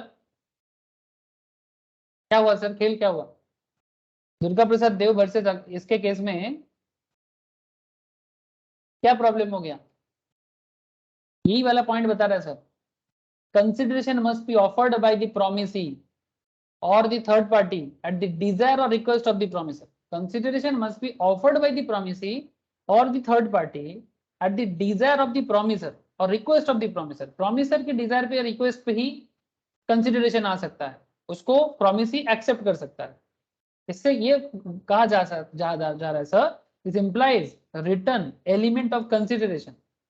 Contract of marriage in consideration of promise of settlement is enforceable. मैं इसको बाद में समझाता हूँ, पर ये बात को समझो, an act done at the desire of the third party. अगर कोई भी काम थर्ड पार्टी के कहने पे होता है, अगर कोई भी काम थर्ड पार्टी के कहने पे होता है, ध्यान से सुनना बात को, an act done at the desire of third party is not A consideration. जैसे यहाँ पर दुर्गा प्रसाद वर्सेस बलदेव का केस में क्या हुआ है, D promise to pay to P a certain commission on article which would be sold through their agency in a market. D ने ये प्रॉमिस पी को किया कि कुछ कमीशन उनको दिया जाएगा अगर कुछ सर्टेन गुड्स मार्केट में बेचा जाए उनकी एजेंसी के थ्रू से। मार्केट को बनाया किसने? पी ने बनाया। Market was constructed by P, किसके कहने पे? सी के कहने पे, डी के कहने पे नहीं। So D was not bound to pay, D was not bound to pay, क्योंकि ये मार्केट पी ने बनाया और डिजायर किसका था? सी का था। उस मार्केट में क्या सेल होगा, तो सी के कहने पे होना चाहिए था, डिजायरेबिलिटी सी का होना चाहिए था। डी का डिजायरेबिलिटी नहीं है, बिकॉज डी यहाँ पर थर्ड पार्टी है। An act done at the desire of A third party is not A consideration. तो डी के कहने पे पी कुछ भी करेगा, ये कंसिडरेशन नहीं है। So D was not bound to pay as it was without consideration and hence void. जो भी कंसिडरेशन जाना चाहिए था, सी के कहने पे जाना चाहिए, desire of the promisor. Consideration must move at the desire of the promisor, not by a third party. Third party promise ही हो सकता है, प्रॉमिसर कैसे? ये वाला पॉइंट मैंने आपको अभी बोला, consideration must be eight the desire of the promiser, consideration में मूव फ्रॉम प्रॉमिस और एनी अदर पर्सन, कंसिडरेशन में भी पास्ट प्रेजेंट और फ्यूचर। अब चलो देखते हैं, अच्छा ये और एक एग्जांपल है, R saves S goods from fire without being asked to do so. ध्यान से बात को सुनो, आर ने एस का गुड्स को आग से बचाया, R saves S goods from fire without being asked to do so. S ने बोला नहीं था कि भाई यार जाओ कूदो आग पे और मेरा गुड्स को बचाओ। R cannot demand any reward for his service because ये एक वॉलेंटरी सर्विस है, वॉलेंटरी सर्विस पे आप डिमांड नहीं कर सकते। बात को समझे, R saves S goods from fire, S का गुड जल रहा था उसको बचाया, बहुत अच्छा किया, ह्यूमैनिटीज का काम किया, एक गुड सिटीजन का काम किया, बहुत अच्छा। इसके लिए एक गुड फीलिंग्स आ सकता है बट बदले में पेमेंट का डिमांड नहीं हो सकता। कंसिडरेशन में मूव फ्रॉम प्रॉमिस और any other person. In India, हमारे देश में, इन इंडिया कंसिडरेशन में प्रोसीड फ्रॉम द प्रॉमिसी और any other person who is not a party to the contract. हमारे देश में ऐसा होता है। द डेफिनेशन ऑफ, मतलब एक्चुअली इंग्लैंड के साथ कंपेयर करके कहा जाता है। जब भी आप देखना कि इंडिया के बारे में स्पेशली बोला जा रहा है, मतलब बाकी दूसरा पॉइंट में कौन है, यूके है, बिकॉज ये जो लॉ है, मैं आपको क्या बोला स्टार्टिंग में ही, मैंने आपको क्यों बोला इंग्लिश ब्रिटिश के बारे में क्यों बोल रहा था, बिकॉज हम लोग अल्टीमेटली ब्रिटिश के लॉ को ही फॉलो करके थोड़ा आगे लेके गया, जरूरत के हिसाब से अमेंडमेंट किया। इन इंडिया कंसिडरेशन में proceed from the promisee or any other person who is not a party to the contract. Definition of consideration as given in section 2 subsection D makes that proposition clear. According to the definition, where at the desire of the promiser, the promisee or any other person does something such an act is consideration. In other words, there can be a stranger to a consideration but not a stranger to a contract.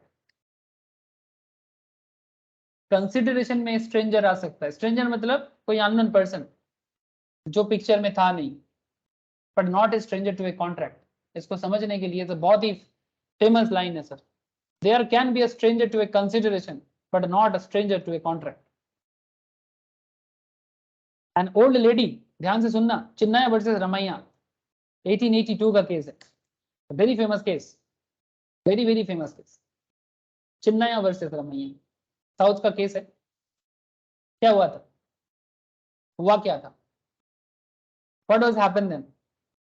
N old lady में made a gift, old lady ने gift किया of her property, property gift होता है ना, बोलो sir, any question? किसी का unmute हुआ, मुझे लगा कोई क्वेश्चन है, ठीक है। N old lady made a gift, बहुत ही इंटरेस्टिंग केस है, सुन लो, टू हर डॉटर, अपना प्रॉपर्टी अपने डॉटर को गिफ्ट किया विथ डिरेक्शन, साथ में ये भी बोला कि मैं अपना प्रॉपर्टी तुम्हें दान में देता हूं, to pay a certain sum of money to the maternal uncle by way of annuity. But annuity के तौर पे, मतलब सालाना, एनुअली कुछ अमाउंट अपने मामा को भी देना। मामा कौन? ओल्ड लेडी का भाई, ओल्ड लेडी का भाई। On the same day, the daughter executed a writing in favor of the brother. Brother मतलब old lady का भाई, agreeing to pay annuity. इस तरह का एक पेपर भी राइटिंग में लिखा गया, दलील या विल, जो भी बोलो। The daughter did not, but बाद में लेटर में क्या हुआ, the daughter did not however pay the annuity. जो पेमेंट करना था एन्युटी पेंशन की तरह मामा को देना था, किसका? उसका मामा, ओल्ड लेडी का भाई। The daughter did not however pay the annuity and the uncle sued to recover it. But uncle ने केस कर दिया। क्या अंकल केस कर सकता है? तीन पार्टी है यहाँ पर, ओल्ड लेडी, उसका डॉटर एंड ओल्ड लेडी का ब्रदर। ओल्ड लेडी का ब्रदर मतलब डॉटर के लिए कौन लगता है? Maternal uncle. The question is that क्या ये ब्रदर, क्या ये ओल्ड लेडी का ब्रदर, मतलब क्या ये मैटरनल अंकल ओल्ड लेडी के डॉटर पे केस कर सकता है? अगर डॉटर पेमेंट नहीं करता है तो?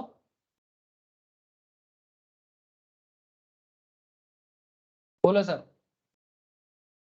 आई होप कि धीरे धीरे क्लैरिटी आ रहा है आप लोगों को।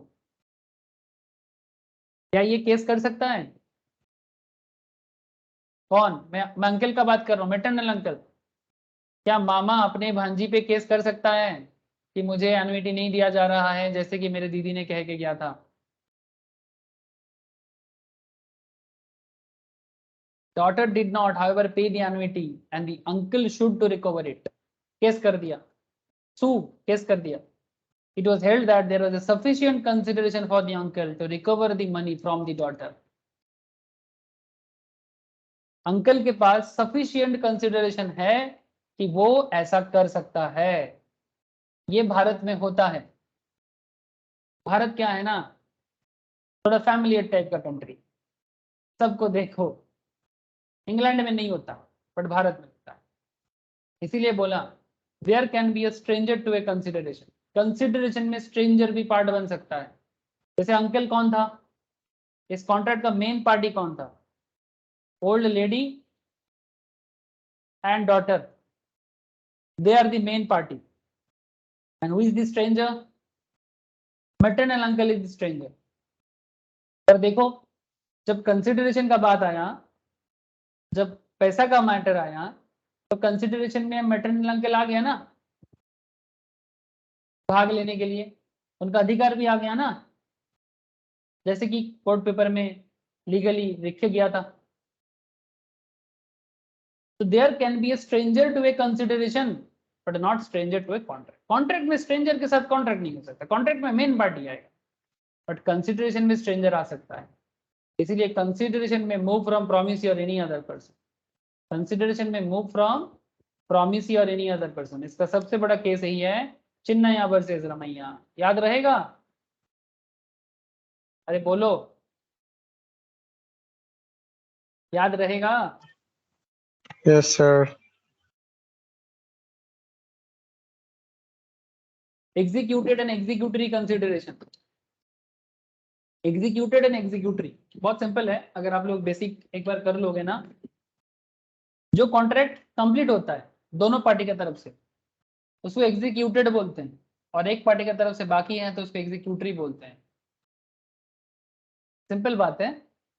A pays 5,000 to B and B promise to deliver to him a certain quantity of wheat. भाई तुम मुझे 5,000 दो, बदले में मैं तुम्हें 5 kg नहीं 5 kg 5 क्विंटल, ठीक है, गेहूं दूंगा विद इन ए मंथ, एक महीने के अंदर। बट सर बात देखो यहाँ पर, in this case A pays the amount, A ने 5,000 दे दिया, पर बी ने अभी तक 5 क्विंटल देने का वादा किया 1 month letter. So what happen here? A pays the amount, whereas B merely makes a promise. Therefore, the consideration paid by A is executed. अगर A के तरफ से देखो तो एग्जीक्यूटेड है, बट B के नजर से देखो तो एग्जीक्यूटरी है। क्यों? क्योंकि B ने अभी तक अपना प्रॉमिस पूरा नहीं किया। B ने अभी तक अपना कंसिडरेशन जो B के तरफ से मूव करने वाला था वो हुआ नहीं है। तो A के नजर से देखो तो एग्जीक्यूटेड, B के नजर से देखो तो एग्जीक्यूटरी। एक गाना है ना हिंदी में, मेरी नजर से तुम देखो तो यार नजर वो आए। हाँ, अब भोली सी सूरत पर नहीं जाना है, ठीक है। It's a very famous Hindi गाना, 90s का गाना होगा सर, बट ट्राई टू अंडरस्टैंड। मेरा कहने का मतलब बहुत सिंपल है।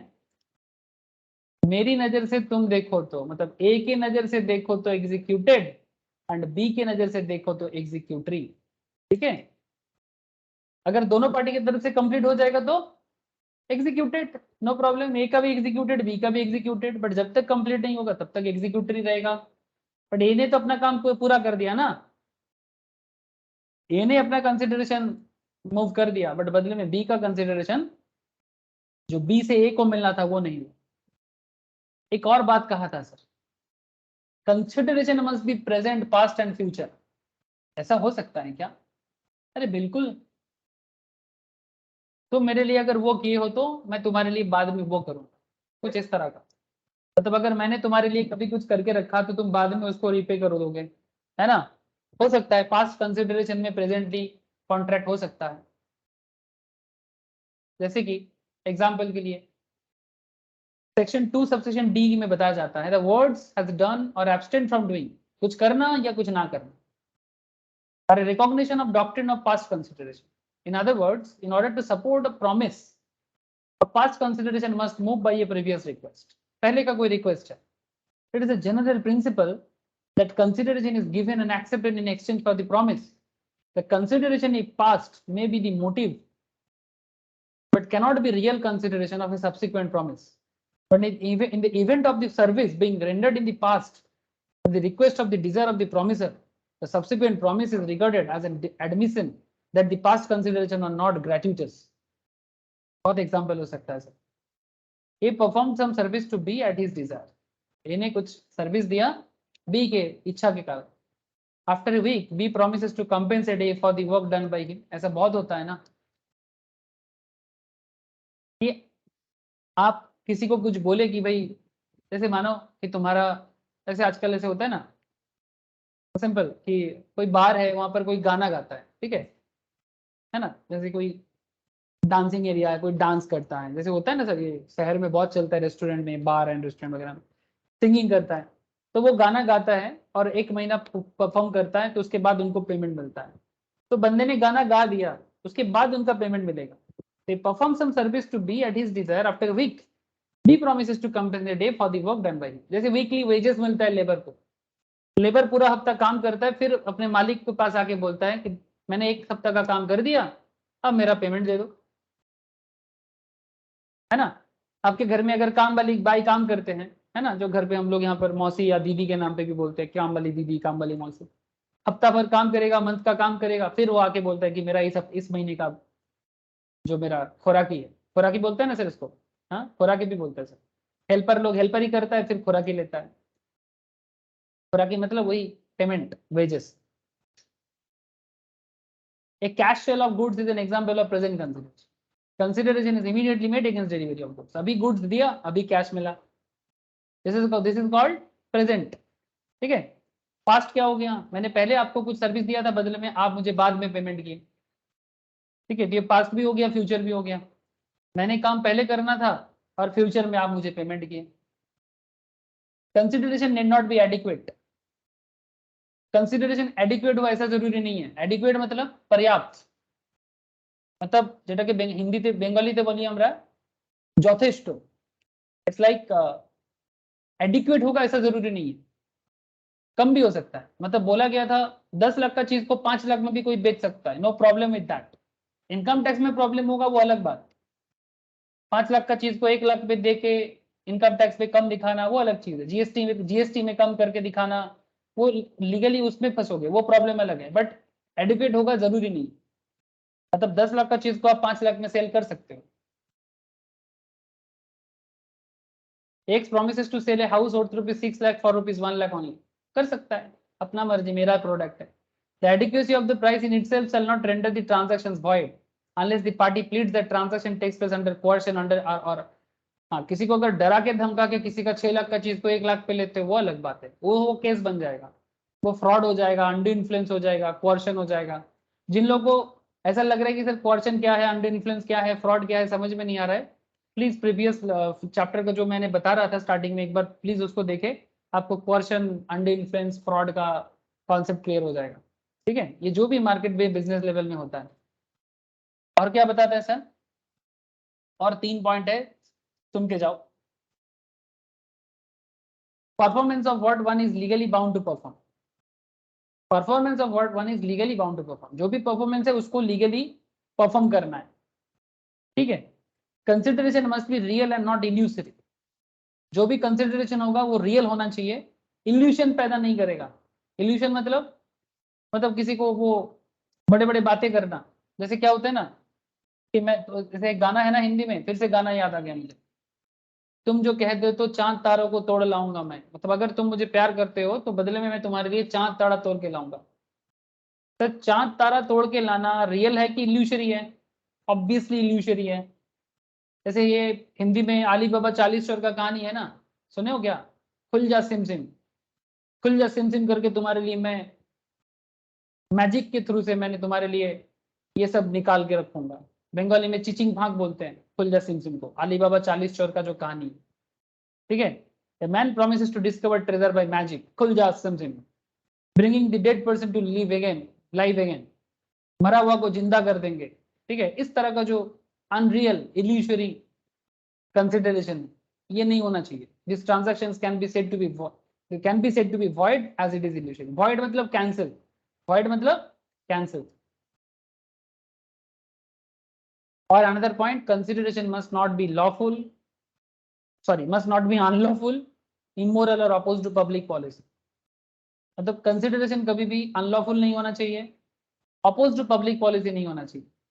एग्जाम्पल के तौर पे किसी को, जैसे रिसेंटली मैं एक पढ़ रहा था, ये किसी गवर्नमेंट ऑफिसर लोग क्या करता है ना, जॉब देने के नाम पे लोगों से ब्राइब लेता है कि मेरा सेटिंग है, मैं तुमको जॉब दिला दूंगा, और बदले में पेमेंट लेता है। इस तरह का कोई भी गवर्नमेंट ऑफिसर, कोई भी गवर्नमेंट ऑफिशियल किसी से भी ब्राइब नहीं ले सकता जॉब देने के नाम पे। ये अपोज टू पब्लिक पॉलिसी है, ये पब्लिक पॉलिसी के अगेंस्ट में जाता है। ABC limited promise to give job to mister X in a government bank against a payment of ₹50,000। Even कोई गवर्नमेंट ऑर्गेनाइजेशन किसी को ब्राइब की तरह से जॉब नहीं दे सकता, ये अपोज टू पब्लिक पॉलिसी है। कोई विक्टोरिया को सेल नहीं कर सकता, विक्टोरिया मेमोरियल, ताजमहल सेल नहीं कर सकते आप, पब्लिक प्रॉपर्टी है, इमोरल है, अपोज टू पब्लिक पॉलिसी है, अनलॉफुल है। कंसिडरेशन कभी भी अनलॉफुल, इमोरल और अपोज टू पब्लिक पॉलिसी नहीं हो सकता। कंसिडरेशन का खेल ये है सर। नेक्स्ट दिन में मैं आपको थर्ड पार्टी अगर कोई केस करता है तो क्या इशू होता है, बहुत ही इंपॉर्टेंट एक कॉन्सेप्ट है, केस लॉ के साथ समझो, ठीक है। और अगर कोई विदाउट कंसिडरेशन एग्रीमेंट बनता है वो कहाँ तक टिक पाता है वो भी मैं समझाऊंगा, ठीक है। और उसके बाद मैं क्विज करूंगा सर, ठीक है। उसके बाद मैं आप लोगों के साथ क्विज करूंगा, लॉ का क्विज रहेगा। और जिन लोगों का प्रीवियस लेक्चर थोड़ा मिस है, मैं हम लोग को शेयर करता हूँ, कॉन्ट्रैक्ट एक्ट का प्रीवियस 3-4 लेक्चर्स है, प्लीज एक बार गो थ्रू कर लो, कोई डाउट हो तो मुझे पूछ लो, ठीक है सर। ये है आज की लॉ की कहानी सर, थोड़ा लंबा डिस्कशन था, और मुझे लगता है कि आप लोगों को कंसिडरेशन समझ में आया। बोलो सर, हाँ ना, कुछ तो बोलो, क्लियर है? Yes sir.